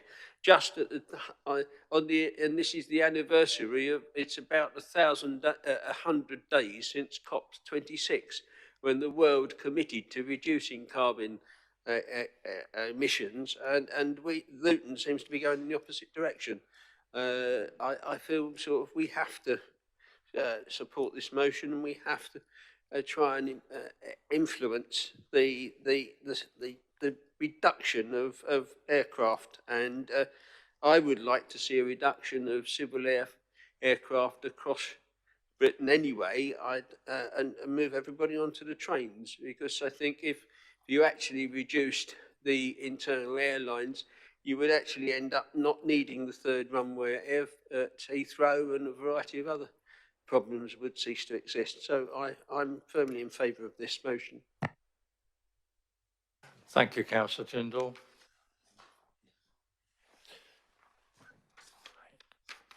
As there are no amendments, we are going to move to a vote.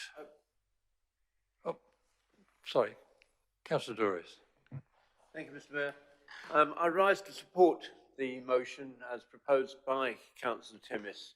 I think it's fair to say that although the motion appears to reflect the concerns of people in Markyate, which is well represented by Councillor Timmis and Councillor Chapman, the expansion of Luton Airport will inevitably have a major impact on the whole of Hemel Hempstead, and particularly those areas in the northeast section of the borough. What people may not realise is that the borough of Hemel Hempstead extends right up to the edge of Luton and Luton Hoo. It's literally that far there, that far close to the airport. And the impact on the airspace is going to be dramatic, but equally, the impact on road transport is equally dramatic and is going to impact across the borough, and it will inevitably affect people leaving Hemel Hempstead, or indeed leaving, as we are told, it might be called Hemel East or St Albans West down the M1, and when the M1 is impacted by traffic, then the natural route is onto the A5, which also comes through this borough. So from that perspective, I think we need to be very cautious if we were to accept the protestations of Luton Rising. Having visited their consultation event in Markyate last week, I am not convinced that they have all the answers going forward, and I'm not convinced that they actually have the desire to have all the answers going forward. I think they may suggest that they will see how it goes and then put some mitigations in if it all goes wrong. That's not fair on the people of Dacorum, and it's not fair on individual people who live, work, play and enjoy the life in Dacorum. So on that basis, I would ask everybody to support the motion proposed by Councillor Timmis. I'm delighted to see it's seconded by Councillor Tindall, and I would like to think that we will have a unanimous decision in supporting the motion. Thank you, Mr. Mayor. Thank you, Councillor Douris.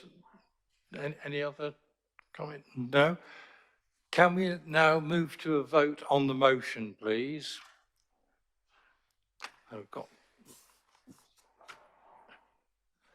Now, I believe the instructions are there how to vote on the microphones. Thank you.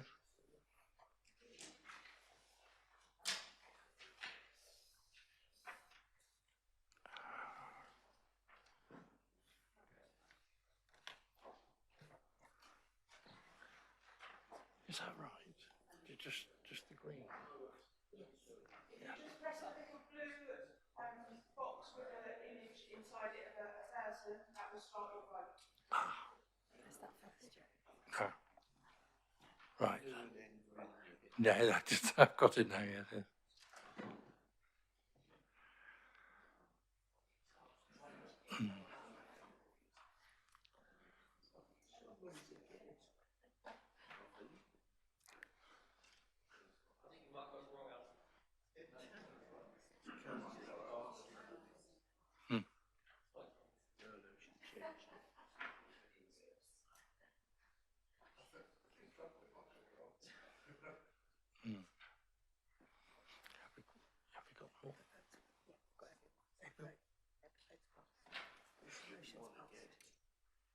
No, no. Thank you, everyone. That motion is carried.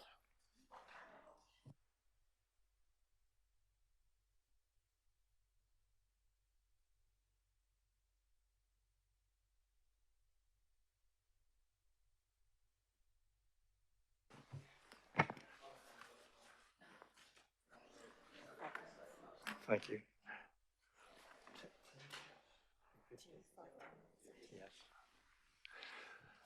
I have had a request for a comfort break, if everybody would like that. So could we break for just 10 minutes and be back here by no later than 9:20, please?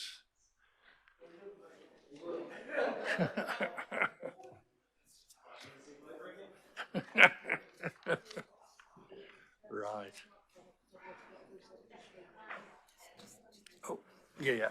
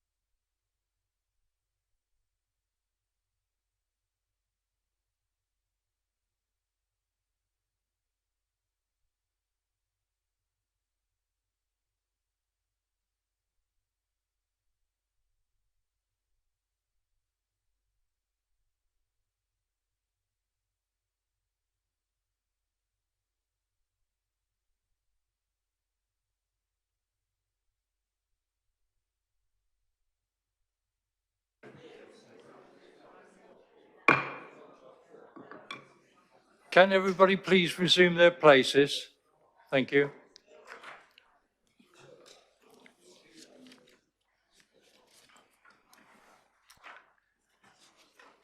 Still got a lot of gaps.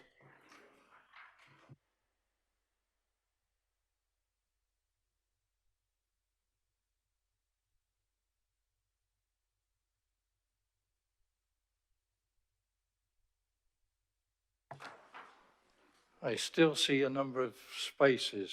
Does that mean people have left or delayed or what? Right, okay. An apology from Sakla Mahmood, if he hasn't already given it. I'm sorry, I can't hear you. An apology from Sakla Mahmood, if he hasn't already given his apology. Oh. He had to leave. Oh, I see. Thank you very much. Thank you. Right. Can we move on to agenda item 6, please? And this is questions. And it's a question for Councillor Williams from Councillor Symington, please. And I would appreciate if you could read it out, Councillor Symington. I just wonder, we've got a new initiative, which is the questions are written in the running order, and I just wondered, to save time, whether or not it could be taken that the questions as read, as every member has now got a copy in front of them. No, I don't think that's appropriate, Councillor Tyndall, because this meeting is being recorded, and that means members of the public will not be aware of exactly what the question is. That's why we're asking for the questions to be read out. Thank you. Thank you, Mr. Mayor. I have 2 questions to Councillor Williams. Do you want me to start with the one about the Police and Crime Commissioner? Is that the one you're expecting me to read? Sorry, beg pardon? I have 2 written questions to Councillor Williams. Do you want me to start with the one about the Police and Crime Commissioner? Yes, I think if you could, please, because I think to a certain extent, Councillor Williams has already given part of an answer to that one. But by all means, that's the one. Thank you. Okay, thank you. So this is the question to the Leader of the Council, Councillor Andrew Williams. At the last meeting of the full Council, you agreed to write follow-up letters to the Police and Crime Commissioner and the Chief Constable of Hertfordshire, as no response had been received to the following questions agreed by the Council on the 17th of November 2021 to the following. A, to ask what steps they are taking to review safeguarding and vetting procedures and misconduct processes in Hertfordshire Police in the light of what has been learnt during the sentencing of a serving Metropolitan Police officer on the 30th of September 2021. B, to ask whether they will review the wider workforce culture in relation to violence against women and girls. And C, urging Hertfordshire Police formally to recognise misogyny as a hate crime. The dual issues of violence against women and girls manifested in the press by the high-profile cases relating, amongst other things, to the late convicted sex offender Jeffrey Epstein and his cohort, and the recent conviction of a Hertfordshire police officer for corruption and making indecent images of children, and charges against another serving officer for raping a child under 13, highlight the ongoing importance of this issue. Could the leader confirm that the date the follow-up letter was sent and the response received from the Police and Crime Commissioner and the Chief Constable? Thank you, Councillor Symington. Councillor Williams. Thank you, Mr. Mayor. Yes, the original letter was sent by post. The follow-up was sent by email on the 10th of February. The response was received on the 16th of February. Thank you, Councillor Williams. Do we need any debate on?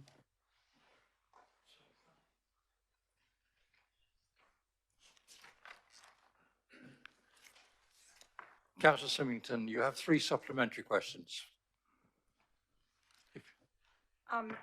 Thank you. I only have one supplementary question, actually, and that is, Councillor Williams, do you think it is appropriate that it took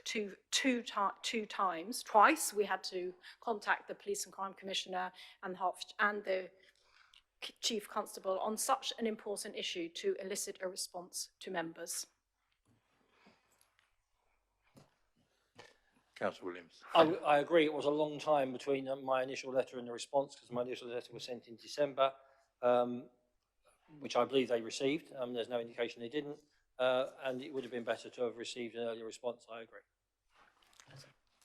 Sorry, actually, I know I said I only had one. I don't have a follow-up question, but I would actually just like to say I do really appreciate the response that you've got and that you've circulated it to all members. So thank you very much, and I take it that any follow-ups that we have should really go directly to the Police and Crime Commissioner and the Chief Constable themselves. But I would like to thank you, Leader of the Council, for following up on this and making sure that we have an adequate response. Thank you. Thank you, Mr. Mayor, for letting me say that. Thank you, Councillor Symington.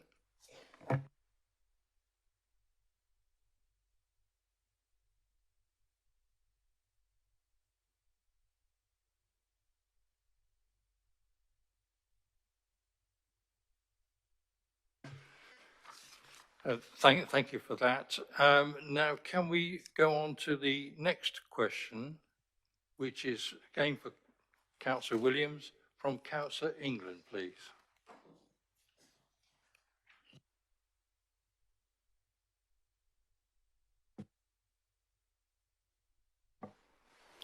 Thank you, Mr. Mayor.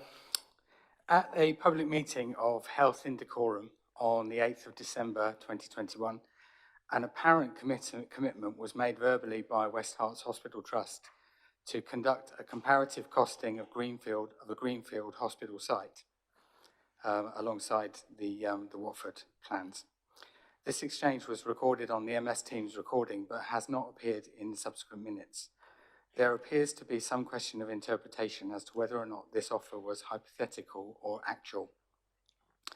At a subsequent meeting of several decorum-based hospital campaign groups with the Health and Social Care Secretary of State, Sajid Javid, together with and arranged by Hemel Hempstead's MP, Sir Mike Penning, campaigners had sought to rely on this witness commitment and indeed to refer to it in the meeting with the Secretary of State.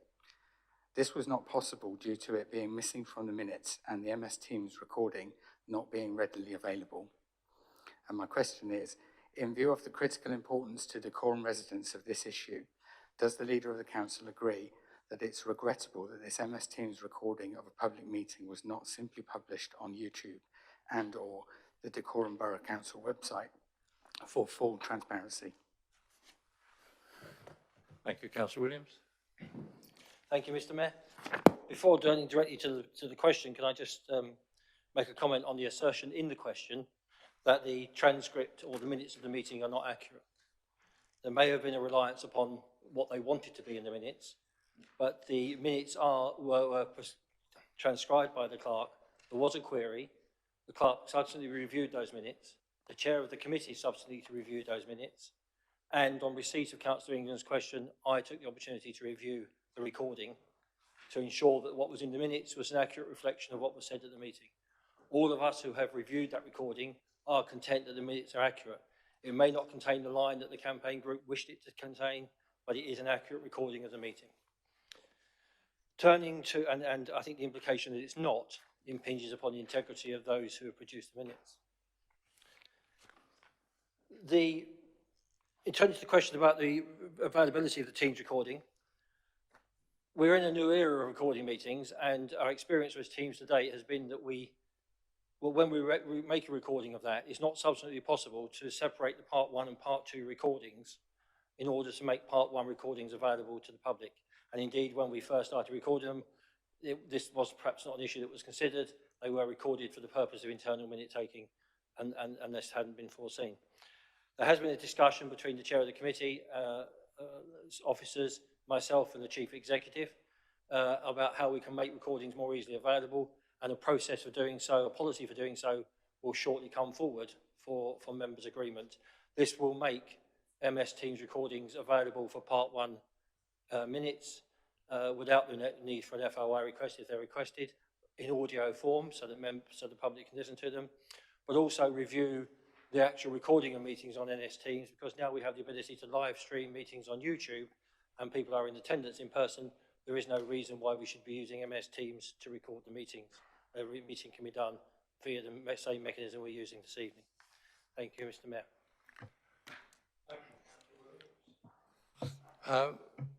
Councillor England, you've got 2 supplementaries. Thank you. Thank you, Mr. Mayor.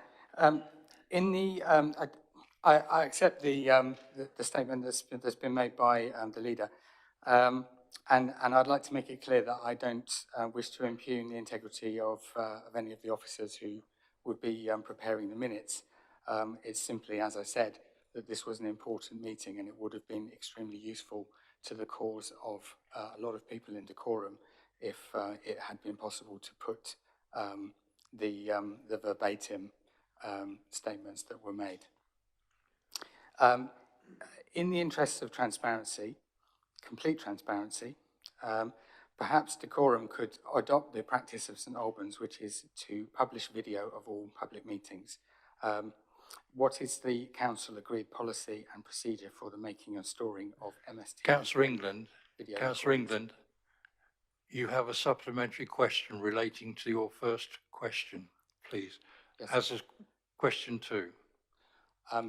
Mr. Mayor, I was told that having submitted the written question, which I did submit, that it was necessary for me to ask those questions sequentially when I had the opportunity, and that's what I'm doing.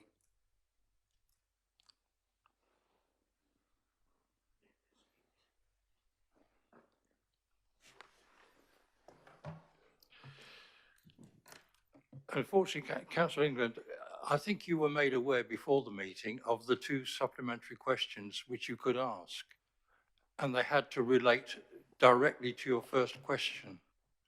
You cannot introduce anything which is not already down here. So, by all means, if you want to give your supplementary question 2, as per the papers, then please go ahead.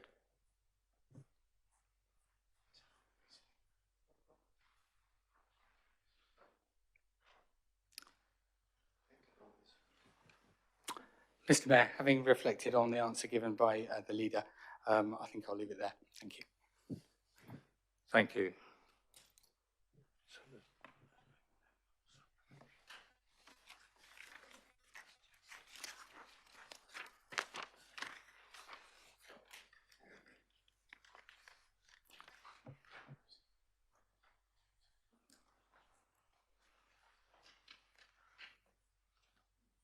We can now move on to a question for Councillor Griffiths from Councillor Garrick Stevens, please.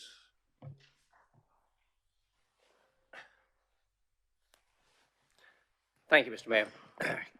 Councillor Griffiths. It is known that there are a number of refugees from Afghanistan and their families being cared for in this borough.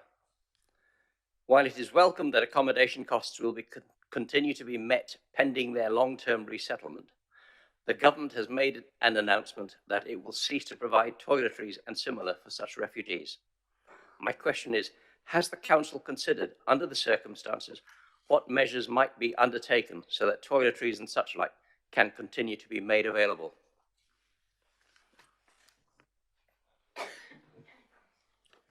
Thank you, Mr. Mayor.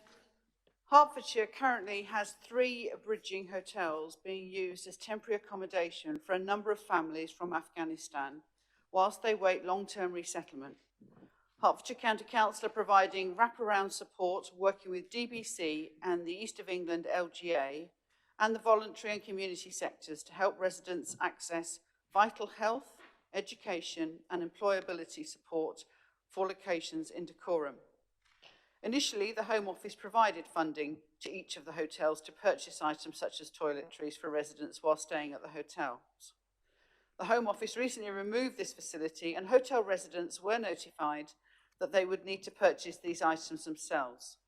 This change was discussed at the Strategic Migration Steering Group, and where needed, families will continue to be supplied by toiletries and other essential items from volunteer and donations coordinated by Hertfordshire County Council. All residents in the hotels are supported to claim universal credit whilst they are seeking work and housing costs. Meals and bus passes continue to be provided by Hertfordshire County Council and partners. Dacorum Borough Council have committed to finding accommodation for 4 families from Afghanistan to ensure these who assisted the army and the face risk to life would be able to apply for resettlement. Support for these families is being provided by the Refugee Council to ensure that they receive access to health, well-being, education and employment services. Additionally, community and voluntary groups and organisations to continue to provide them, as well as other residents in need, support to ensure they are not in a financial hardship and are able to participate in their local communities. This support does not detract from our work in supporting homelessness in our borough or those on the existing housing register. Thank you, Mr. Mayor. Thank you, Councillor Griffiths. Councillor Stevens. Thank you, Mr. Mayor. Whilst I welcome the statement from Councillor Griffiths, and I welcome the Council's actions, has a process been considered for generous residents to participate or by delivering toiletries, etc., to local premises or this council? Councillor Griffiths.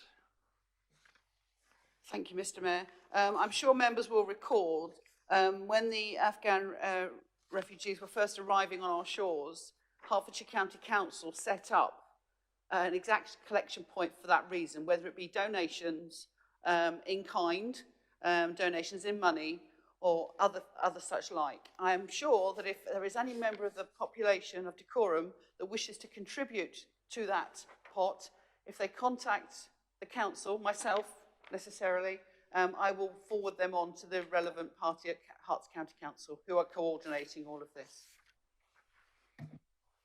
Thank you, Councillor Griffiths.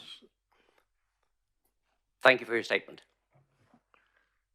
Councillor Stephen? No further questions. Thank you.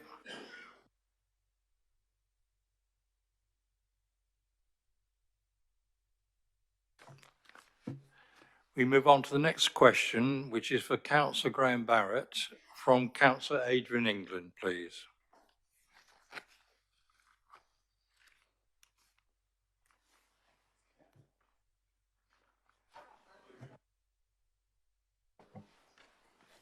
Thank you, Mr. Mayor.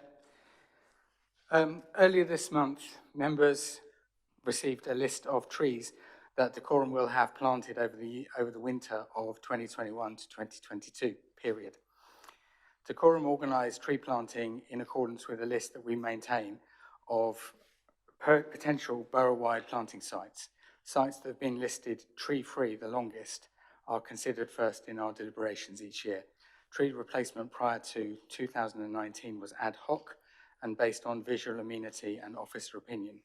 Dacorum have 249 planting sites still listed without a date for tree removal and then subsequent planting. So those are being addressed as a priority each time we organise planting. We're planting about 70 to 90 street or housing trees per year, with an overall total of 900 plus trees on our potential planting list. I have residents who've been asking since 2018 for felled trees in Hardy and Springfield roads of my ward to be replaced. All members can probably say similar things. As I was advised, I relayed at the time that immediate replacement was not immediately possible, but it's now 2022. This means it's taking 7 years to replace some lost trees in streets and residential amenity areas. How many street or housing trees were planted during each of the last 7 years since 2015? How many each year were substantial sapling specimens and how many were whips? And what is the survival rate for successful establishment of street and housing trees in each of those years? Councillor Barrett. Councillor England, you've just actually added 2 questions, so those will be viewed as your supplementary questions. Thank you. Yes, I was just going to say that's 3 questions, but Okay, well, surprisingly, given how busy officers have been with the after the storm, they have managed to gather the data you've requested, so I can give you answers to that. So in 2014-15, this is standard size trees planted, is 46. In 15-16, it was 44. In 16-17, it was 32. In 17-18, it was 67. In 18-19, it was 68. And in 19-20, it was 70. In 2021, however, that rose to 173. And in addition, we planted 1,125 whips. In 2021-22, 96 standard trees, 900 whips, 17 fruit trees, and 400 hedging plants. So I think that answers both questions, the first question and how many of those were whips. In terms of survival rates, then I'm afraid I can't answer that. We don't actually monitor survival rates specifically. We're quite confident that we have a watering regime for the standard trees that will ensure that the majority of them, if not all of them, will survive. As far as whips are concerned, again, as I think I've indicated in a previous answer to a previous question, not all whips are expected to survive. That is the nature of planting whips, and it wouldn't be practical, and it's not practical, to go around and survey how many do survive. As you also know, that when we've lost a substantial number of whips, then we have replaced those. Thank you. Thank you, Councillor Barrett. Councillor England, do you have one more supplementary? I do. Can I ask the portfolio holder, by how much does he expect this 249 site removal and replanting deficit to have been improved by next year? I.e., what's his target? Councillor Barrett. We don't have a specific target to improve that statistic. We are planting trees at a much greater pace than we have done in the past, and we intend for that to continue. Obviously, again, we don't know how many trees are going to be felled with disease, but I can confidently say that we are planting a lot more trees than we ever have done, and we will continue to do so. Thank you, Councillor Barrett. Can we move on to the next question, which is for Councillor Williams, and this is from Councillor Symington, please. Thank you, Mr. Mayor.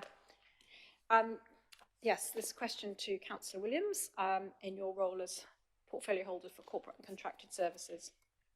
The audit report identified that procurement standing orders valued at 6.9 million were set aside or waived 40 times during the year 2020-2021. The failure to obtain competitive quotes in some instances for procurement awards in excess of 25,000 was also identified. The report additionally highlighted there is no formal oversight in place by way of reporting such incidences to committee or cabinet. Could the portfolio holder identify the actions being taken to ensure compliance with the Council's own procurement standing orders? And this will be my second question, and confirm that oversight will be introduced to ensure transparency, accountability and fairness in the procurement process. Thank you. Councillor Williams, please. Thank you, Mr. Mayor. The Commissioning and Procurement Standing Orders provide advice and guidance to officers and members who are responsible for taking any steps that may lead to a contract being entered into. These standing orders will always apply unless a suspension is approved. An exemption from the requirement to comply with the Commissioning and Procurement Standing Orders may only be made by the Cabinet or an appropriate Cabinet portfolio holder responsible for the service affected by the contract, and then only subject to the following requirements. The special circumstances requiring suspension must be reported to the Cabinet or the appropriate portfolio holder and the Group Manager for Procurement and Contracted Services, together with detailed justifications for the proposed action.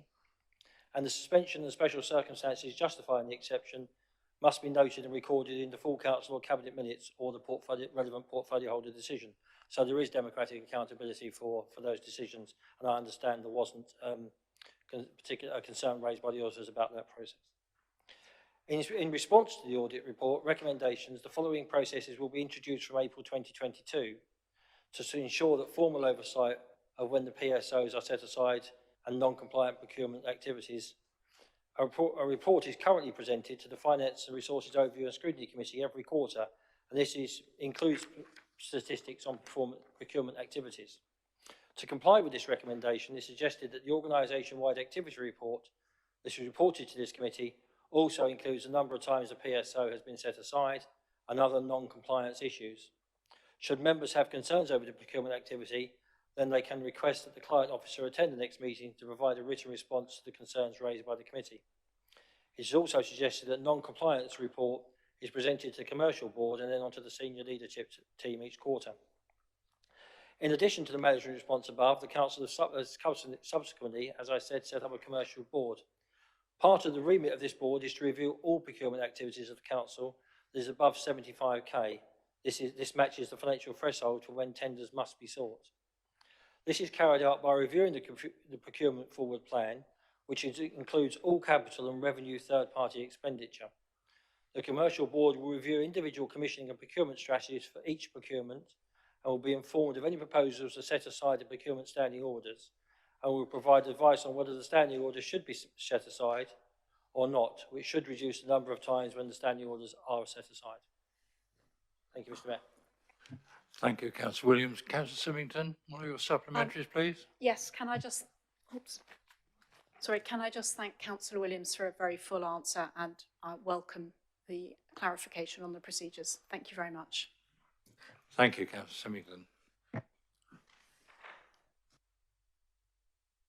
Sorry, you have no further supplementary?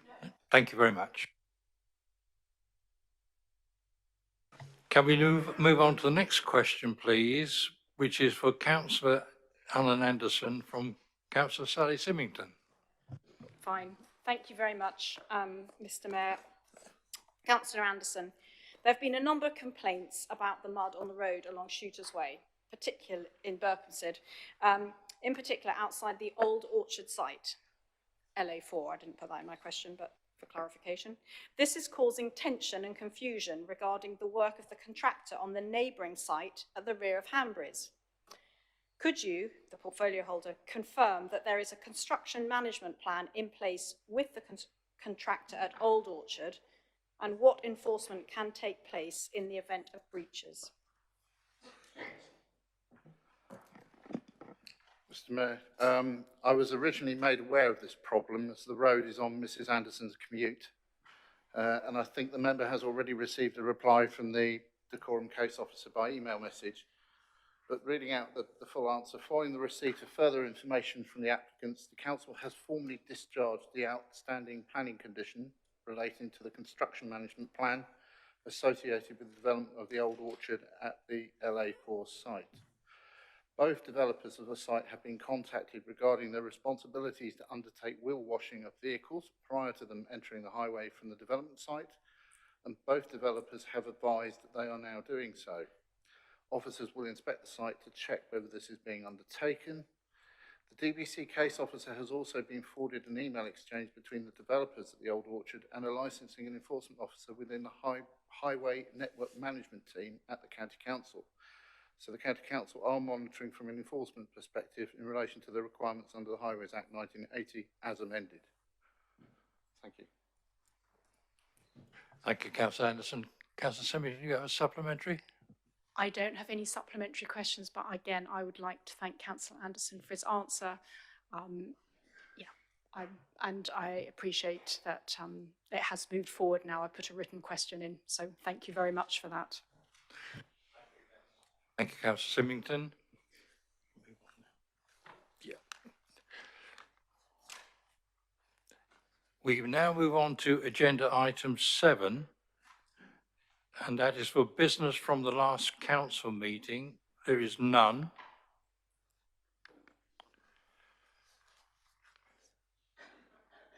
Sorry? Yeah. Oh, sorry. Sorry, Mr. Mayor, I actually spoke at the beginning of the meeting about this. I thought that the business from the last council meeting was the responses to the written... Sorry, I can't hear you. I'm sorry? Can't hear you very well. You can't hear me? Oh, I'm sorry. Yes. So I'm sorry, Mr. Mayor. I'm sorry to interrupt, but I had a conversation at the beginning of the meeting, and I had understood that the written answers that we received to questions in the last council meeting were which hadn't for some reason or other made it onto the agenda were going to be discussed in this item. Have I misunderstood that? Not for discussion, but to be included by way of update so that they're there. Yeah. I'll make sure that they get published as part of the minutes as an addendum to your comments, and I'll get them circulated to everybody. Yeah, so could that's exactly what I meant. So could that please be recorded that will Yes. happen and is recognised as such? It will. Thank you Thank very you much, very Councillor Symington. Thank you. Can we now move on to agenda item 7 and say that there are no outstanding items other than what we just discussed. Agenda item 8, which is cabinet referrals.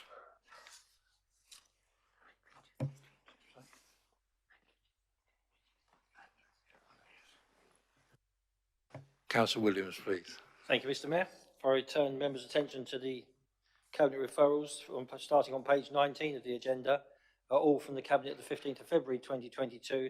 First item is item 8A, CAO 722, Senior Officer Pay Policy, with a resolve to recommend under 1 and 2. Moving then to the following page, item 8B, CA 10 of 22, Customer Service Statutory, with a resolve to recommend. Turning then to the next page, item CA 11 of 22, Treasury Management Mid-Year Review, with the resolve to recommend.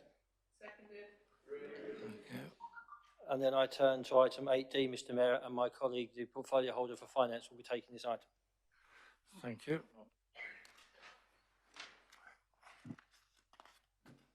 You're going to take that?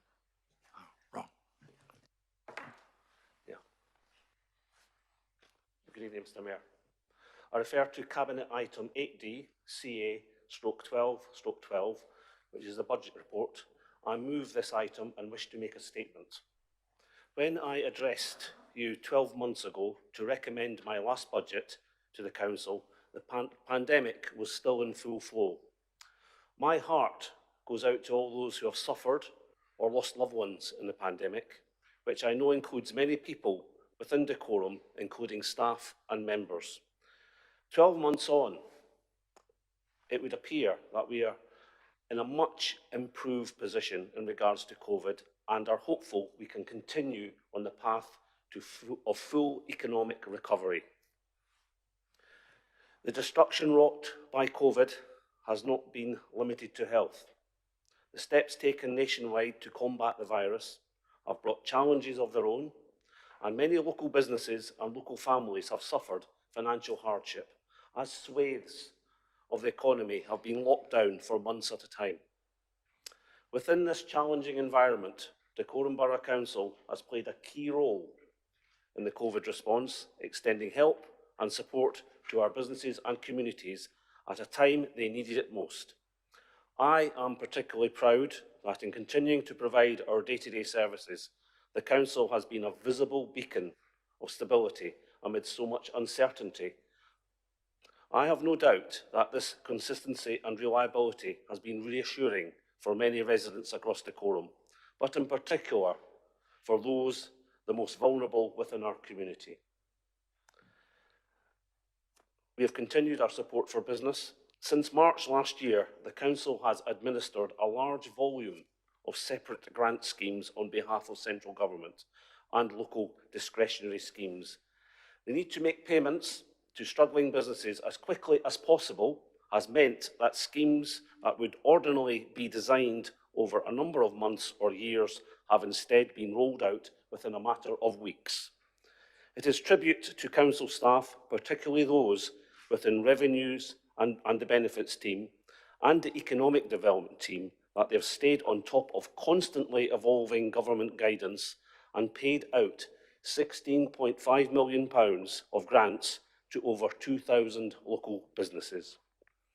In addition to this, the Council has worked closely with its commercial tenants throughout the last year to ensure it does all it can to support them through the pandemic and into the recovery phase.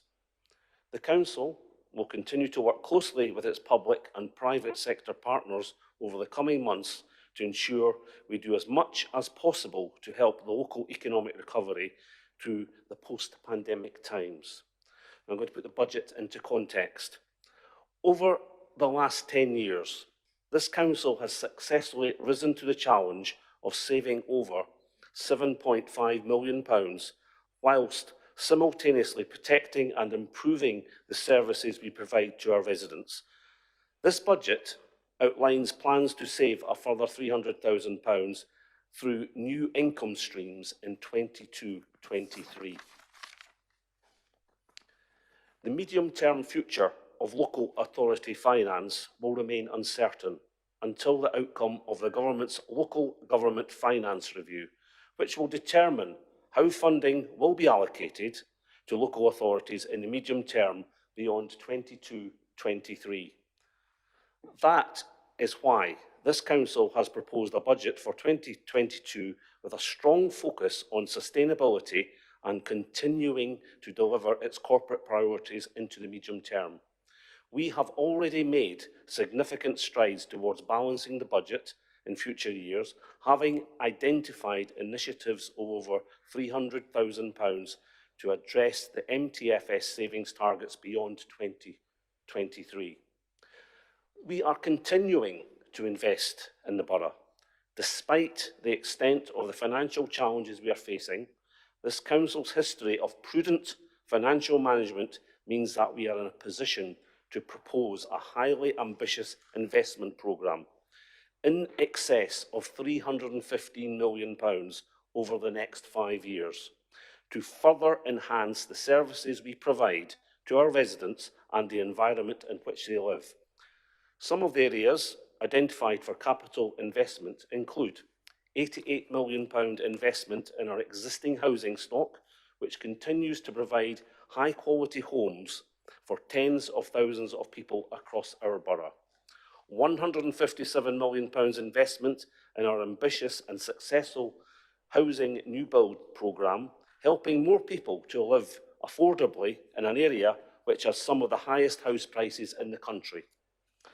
£50 million investment in various ventures which combine social benefit with financial return, including significant investment in a new sports centre in Berkhamsted and investment in neighbourhood facilities. £2.5 million investment in supporting the local community sector to develop their community services, and £6.6 million continued investment in the council's vehicle fleet, driving the desire for greener vehicles to support the delivery of our frontline services. Now, moving on to council tax. As part of the budget for 22-23, the council is proposing to increase council tax by £5 for Band D property, which equates to less than 10 pence per week. Central government is likely to consider each council's ability to raise tax when deciding how much funding it will provide in the future. In simple terms, government is likely to reduce future funding by an amount that it expects the council to raise through increasing its council tax. Proposing this increase in line with government expectation means that we have done all we can to protect Dacorum's overall funding position for future years. Now, moving on to our housing. In line with government guidance, the council is proposing to increase housing rents by CPI plus 1%. The average rent for a council property next year will be £111.23 per week, which, following the 4-year period of statutory rent reductions, means that average rent in Dacorum remains lower than it was in 2015.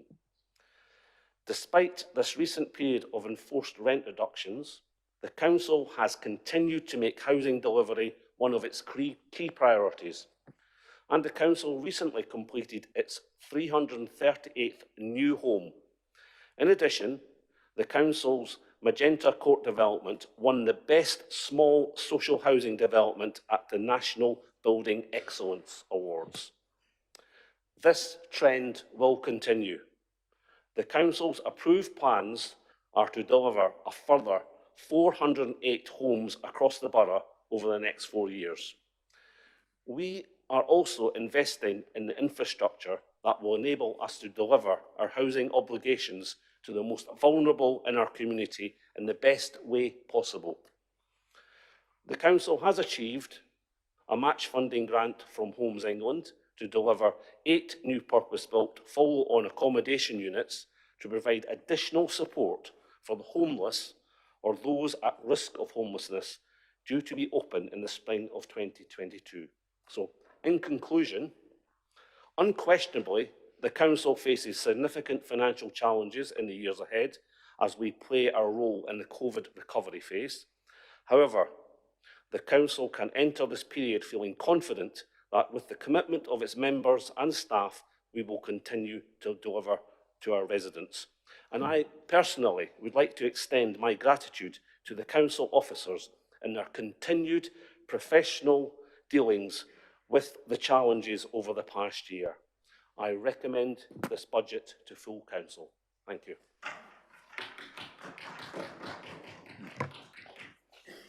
Mr. Mayor, can I second and reserve my right, please? Thank you. Thank you, Councillor Elliott. Thank you, Councillor Williams. Councillor Tyndall. Thank you, Mr. Mayor.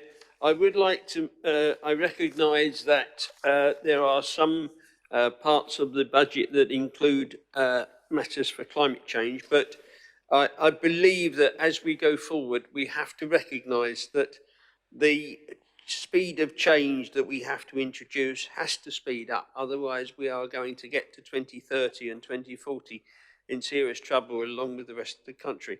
It is therefore essential that the officers who are doing sterling work have the ability to call upon funds should new initiatives or new plans be developed during the course of the year.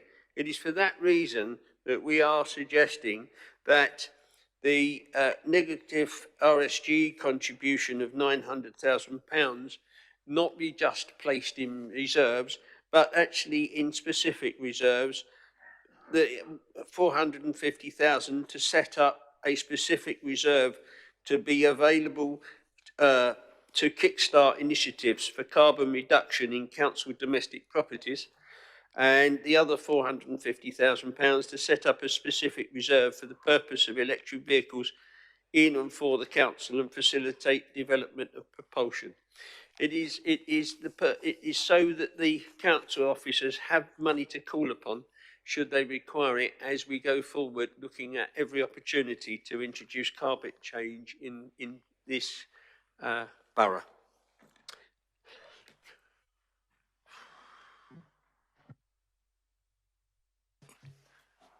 Thank you, Councillor Tyndall. Appreciate that.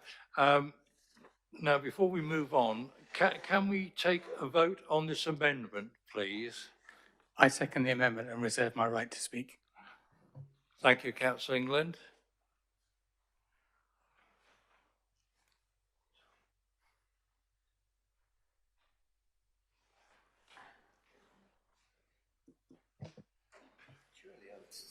Does anybody wish to comment on the amendment that's been proposed? Sorry, Councillor Williams. Oh, No, Councillor Go Wilk is first, not. please. If Councillor Wilk is not seconded, I'm quite happy for her to go next. Sorry.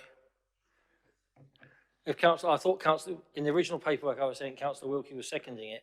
If she's not, then I'm happy for Councillor Wilkie to go first. I'm with you. Sorry. Thank you. My apologies. Thank you. Firstly, I'd like to commend the work done on the budget and all the officers. It's incredible work, particularly given the time we've been through. I would like to speak in support of this amendment, however. I do accept that we are facing challenging times. However, climate change is happening now. It's one of the biggest challenges of our generation and has already begun to cause irreversible damage to our planet and way of life.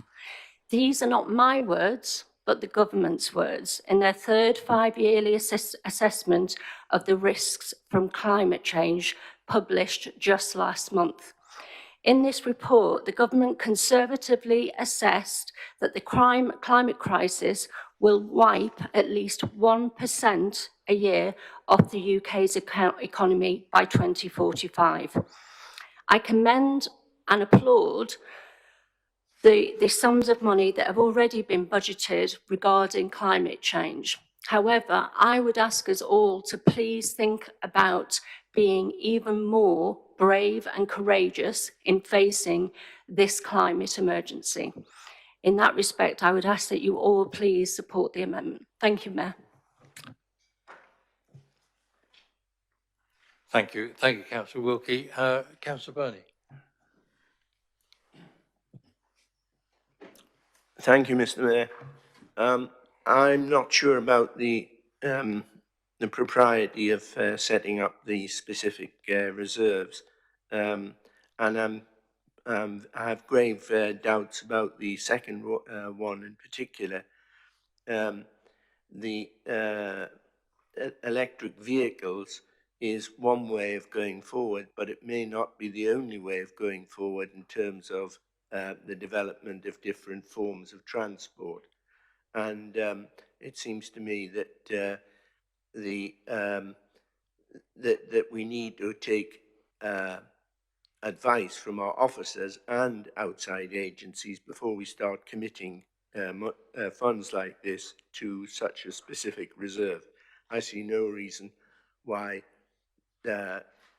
amounts cannot be drawn down from the, for example, the change, the reserve for change in the council. So I'm opposed to the second part of this proposal. Thank you, Councillor Burney. Councillor Williams? Thank you, Mr. Mayor. As I said at Cabinet, I was grateful to Councillor Tyndall and the Liberal Democrat group for giving us advance sight of these proposed amendments, and at Cabinet we modified but accepted the suggestion around the Wendover Arm Trust and potential funding for the issues that they face. But we didn't see the need to support these two amendments, and we don't see the need to support these amendments this evening. If they were specifically aimed at funding a particular project, that might be a way forward, but they're not. They're simply moving from one reserve to another to specific sums of money. In the case of the first one, I'm not comfortable with the principle of using general fund support for a housing revenue account project. We're already committing, as I said earlier this evening, and in answer to a question, 3 times this amount to schemes in the coming year. And given the task that is faced by the HRA in terms of its domestic properties, this sum really doesn't begin to make any difference to that. Also, if there is money to be used for council properties for climate change, which will need to be funded from the general fund, there are a range of non-domestic buildings that will need attention over the next few years if we're to meet our targets on climate change, and therefore funding within the general fund is going to be as important, if not more important, or as important as it is in the housing account, where we would hope to get significant government funding over the years. In relation to the second part of the amendment, again, it's simply moving money from one reserve to another. And I think Councillor Tyndall, in introducing the amendment, said it would enable officers to take forward projects. I'm not quite sure how it works in Liberal Democrat councils. Maybe officers don't feel sufficiently able to ask their members to move things around during the year or to support projects if it's not put in the budget. But I think here there is a good working relationship between the Cabinet and colleagues and officers, and if we have a need to move funding during the year to support projects, then I'm sure they'll be more than confident of coming to members and asking for that. And indeed, I've made it quite clear in discussions with the Chief Executive that I expect that we will make progress over the next year on greening our fleet, and that does include the introduction of electric vehicles to that. I've discussed that both through procurement, in the fact that we've entered into a new 4-year contract for the supply of light commercial vehicles, and to ensure that alternative means of propulsion are available, as it's put in the amendment. And therefore I see no need to set up 2 specific reserves, which are no more than just a political gesture this evening and make no significant difference to the budget and don't move either of those items forward, and therefore we will be opposing the amendment. Thank you, Councillor Williams. Councillor Freedman, I believe you wish to speak. Thank you. Thank you, Mr. Mayor. I wanted to speak on why I figure that having these funds in a specific reserve will make a difference. I know I've spoken before about the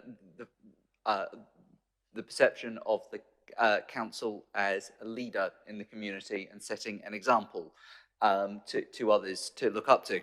I note right at the moment that the leader of the council, more than note, I'm delighted to note that the leader of the council is currently wearing an LGBT plus ally lanyard round his neck, as a number of us are. This works exactly the same way. This sends a signal of acceptance of a cause and a purpose to the community as a whole in a way to inspire others. If we publicly are showing that we are creating a reserve two reserves to look at carbon reduction and meeting our targets, the signal that sends to our residents and to other councils is that this is an important project. As we've said, these are going into reserves, so it remains at the council officer's discretion to identify the projects as to how to use that. So yes, I hear what the leader is saying, that, oh, if they're sitting in reserves and they find the project, they can grab them anywhere. But what this does is it sends a message to our residents, businesses, private sector, that this is important and this needs investing in. And without doing that, we're not going to encourage other people to do the same thing. Sorry. Thank you, Councillor Freedom. Councillor England, please. Thank you, Mr. Mayor. I also thank the officers for their work to prepare the decorum budget. It's an important piece of work. This is a crucial year for making progress if we are to meet our targets in relation to 2030 and 2050.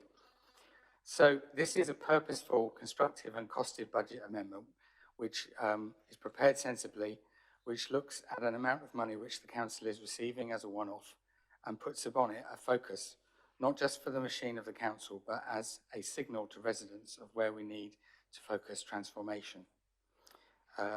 I thank the Cabinet for adopting the proposal in support to support regeneration in the northwest of the borough.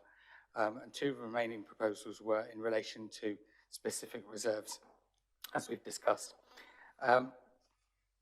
So as a council, we can put this money into the general reserves and forget about it or use it if we have an idea later without telling any of our people that we've decided to do that until we do it. Or we can make a visible local mechanism for addressing two looming problems which are set to cost our residents money in the next several years, especially those who are reliant on social housing. So essentially, we're putting our money where our mouth is, and we're doing it to the max. So I'm aware that there are measures which are going in this direction, but this is money which we didn't expect to have. And the question of what the council does with that money, I think, is an important question in terms of our priorities and what we really consider to be an emergency. So in both cases, the transformative effects are long-lasting, even though they only have this investment as a one-off. People will be encouraged to reduce their own consumption if they see that the council is taking measures every opportunity to help them to do it and to do it on their behalf. I'd like to briefly explain the thinking behind the Lib Dem amendment in respect of these two important urgent items. These are areas where decorum needs to raise its ambition. The climate emergency is the biggest factor facing us and the costing of residents money. Meanwhile, DBC has an opportunity to gain maximum value from a sum which, with inflation said to be around 7.8%, will become devalued quickly if left in the reserves, i.e. we should spend this money now. We should spend it this year. Carbon reduction. The current DBC plan for insulation, scrutinised at SPEI, does not get us to 100% of our stock by 2030. That's why this reserve, grants like the one announced at Cabinet, and probably others are necessary, all of them, literally to fill a carbon wasting gap. We know Decorum is currently committed to only insulating 90% of its large social housing stock, so this money surely has to have as a priority advancing that ambition. and anything that we can do in 2022-23 is worth far more than action delayed until the latter half of this decade. I've already tonight mentioned the grant for North End. Nonetheless, more is needed, and the sooner the better. If this council is serious about the climate emergency, taking of opportunities and the creating of this targeted reserve would confirm it. We also know it's vital to involve and support our residents in preserving, indeed improving their quality of life and reducing their rising heating bills in a cost of living crisis. So in at least two ways, the council can trumpet a great story as to how it is actually really focusing on priorities for people. By creating this fund, we can also harness the efforts of 150,000 residents to work hand in hand with the local council, something that I'm sure we really want them to do, to tackle climate change. Much preferable to quietly putting money in the reserves. This is, after all, an emergency. Electric vehicle and EV ready. We know that EVs are here and the grid is not. Many other towns and districts are using EVs to respond to the emergency and at the same time improve air quality and noise levels for residents. Part of that is transitioning the fleet, and that's the reason used for not tackling this opportunity, that the council is already doing it. But the leader has just said that we could increase that movement of transition by a third if we did this. The leader states he had already discussed with the chief executive about how important his view was they move towards a different method of powering the commercial fleet. But this is about more than buying EVs. This fund would enable Dacorum to call some of the shots with regard to appropriate type and location of suitable electric vehicle charging points, rather than being beholden to poor levels of customer service from infrastructure providers who find themselves in a buyer's market. The scope of this fund allows us to strike a balance which takes opportunities to improve the charging network quickly and offers the option to invest in EVs for the use by the council directly, thus taking a lead and showing that Dacorum is not lagging behind its residents in growing adoption of EV. A recent report by the Guardian, based on a survey by Climate Emergency UK, evaluated Dacorum as having done 45% of what it could have done in terms of establishing its scale of ambition. Somerset, West and Taunton was the only council to score above 90%. That's twice as good as what we're doing here, and was one of only 21 to get top marks for its plans to improve biodiversity and combat the ecological emergency. It's developed a climate positive planning policy and is building zero carbon council houses as well as retrofitting existing housing stock.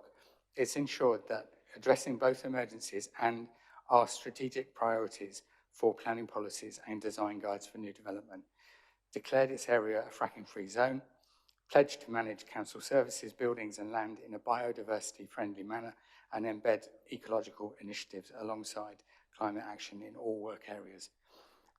That council's entire car fleet will be electric by the end of this year. Next year's report, the same report, hopefully we will do better, and that report will assess to what extent local authorities are on track to reach net zero emissions. So one of the things that was missing from the plan that was scrutinised at SPEI was a roadmap and an ability to see how far along that track we are getting in the early years, i.e. are we likely to get there? Clearly, clearly there is an ample scope for more here in Dacorum, and this amendment helpfully shows a way forward for Dacorum. I hope all councillors who burnish their green credentials will support this amendment on a cross-party basis.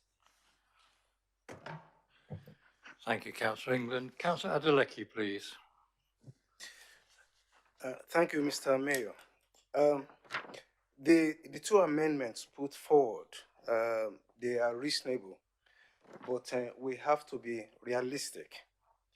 There are so many uncertainties surrounding our planet today and surrounding our lives. And I think COVID has taught us a lesson, very important lesson, that we have to be flexible and we have to adapt. As a council, we should remain prepared, and we've done that with COVID. to tie this large sum of money to some ideas, not specific projects, to me is not something that I will support. We don't know what is around the corner, and this is what COVID has taught us, that anything can happen. And we have to give the council the room to be financially prepared. We've done that during the COVID, that we can adapt and change and be flexible. I will not support this amendment to tie this sum of money down to some ideas. If we have the money there, if things come up, yes, we will face it, we will do it, but it will not be prudent, as far as I'm concerned, to say to the council to tie the money down to the project. So I will not be supporting the amendment. Thank you, Councillor Adeleke. Now, we've heard the original motion and the amendment as proposed by the Liberal Democrats. We're going to be taking two votes. The first vote is in respect of the amendment. So if you would like to cast your votes for the amendment first, please.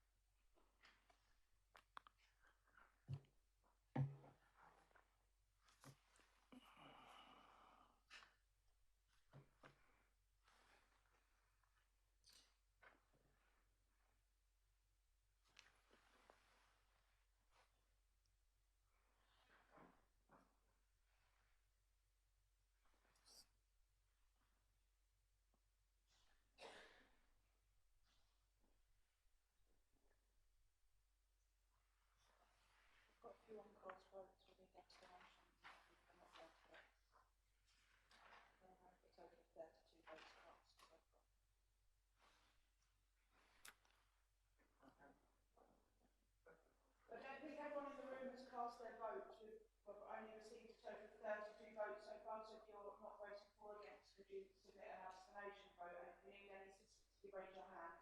One of us can pop over and give you Not everyone in the room.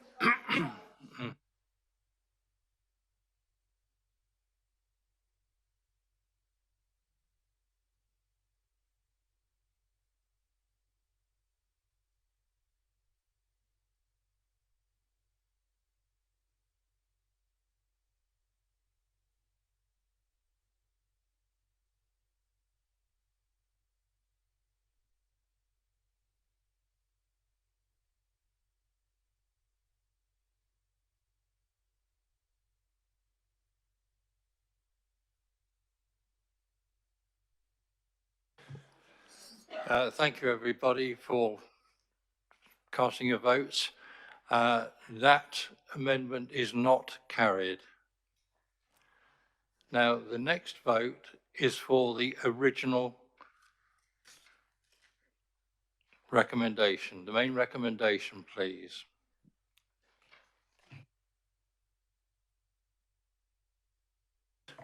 Sorry, the original budget recommendation. Thank you.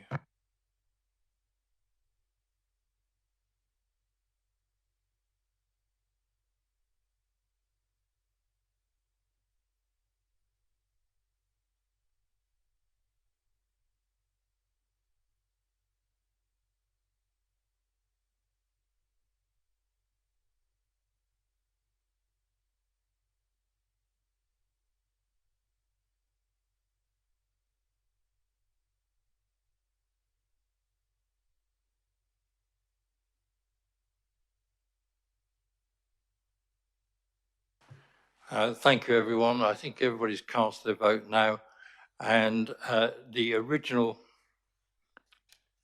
motion is carried. Thank you. I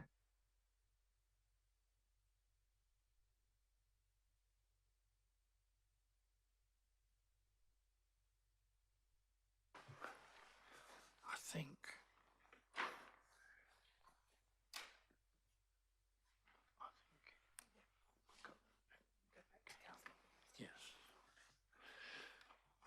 Councillor Williams, would you like to continue Thank you.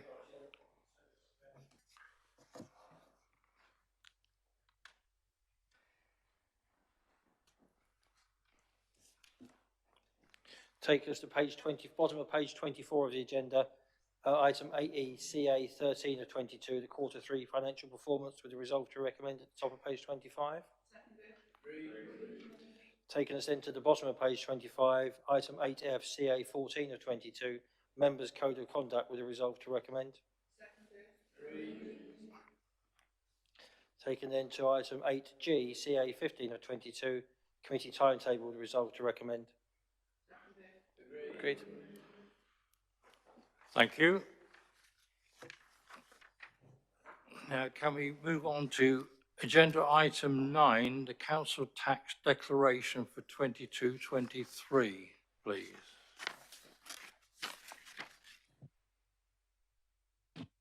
Sent out as a supplementary addendum to the agenda and pulls together the council tax requirements of all the precepting authorities, so the county council, the police, and where appropriate, the town and parish councils, and makes a council tax declaration. There are recommendations on page 3, right through 4, and down onto 5. I suspect, Mr. Mayor, this is another one that would need a recorded vote.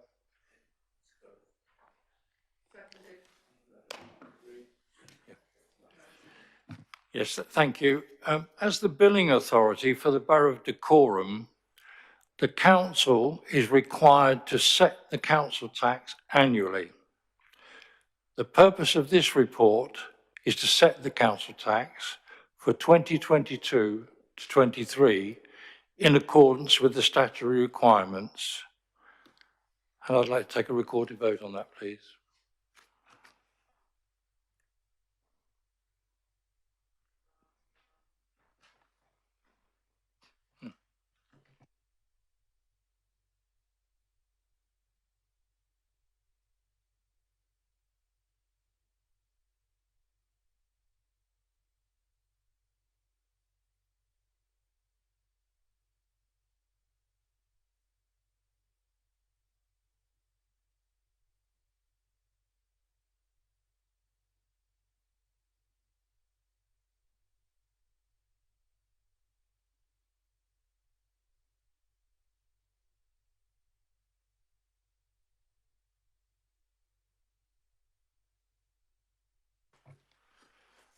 I think we're 3 votes short somewhere on the numbers. Is anybody having any difficulty casting their vote?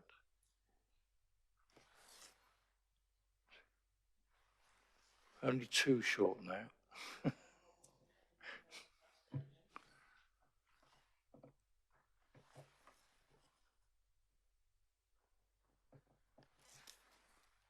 Only 1 short. Mr. Mayor, might I suggest, in my time, if it's legally possible, that any missing vote is recorded as an abstention. This would not affect the outcome of the vote.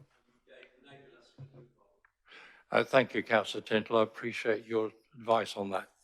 So we will count that as an abstention, but the motion has been carried. Thank you.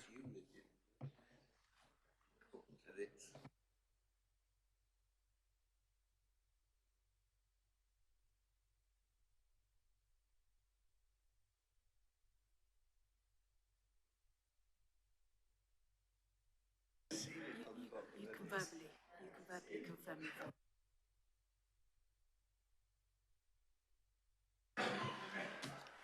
Apparently I'm the one that was missing there for some strange reason. I don't know why, because I kept pressing it, but my apologies. But on a verbal basis, I would vote for it, please. Thank you.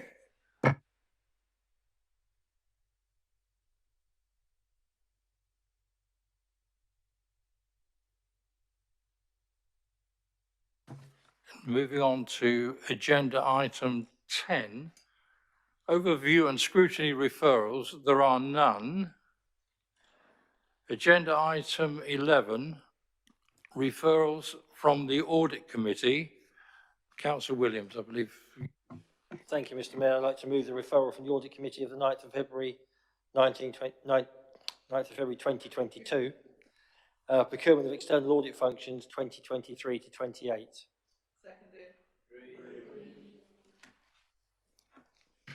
Thank you, Councillor Williams. We now move on to agenda item 12, changes to committee membership. There are none. I do beg your pardon, Councillor Tindall. Thank you, Mr. Mayor. If I may, I would like to remove Councillor William Allen from Finance and Resources and replace him with Councillor Simi Doheny. And on strategic planning, I would like to remove Councillor Phil McDowell and replace him with Councillor Anne Foster. Thank you, Councillor Tindall. That will be recorded. Now we move on to agenda item 13, changes to committee dates. There are none. And agenda item 14, call-in and urgency procedure. Councillor Williams, please. Thank you, Mr. Mayor. Just briefly to, as required under the Constitution, to report to the next available full council a decision taken under the urgency powers in relation to the alternative resilience grant, decision taken by myself and my colleagues, the portfolio holder for resources and planning. There's no decision for council, it's for noting, Mr. Mayor. Thank you, Councillor Williams, and thank you, everybody. That brings us to the end of the agenda. And I'd like to thank everybody for the forbearance this evening. It's been a very long meeting, 3 hours, which is unusual, but we got there at the end. And therefore, I now declare the meeting closed.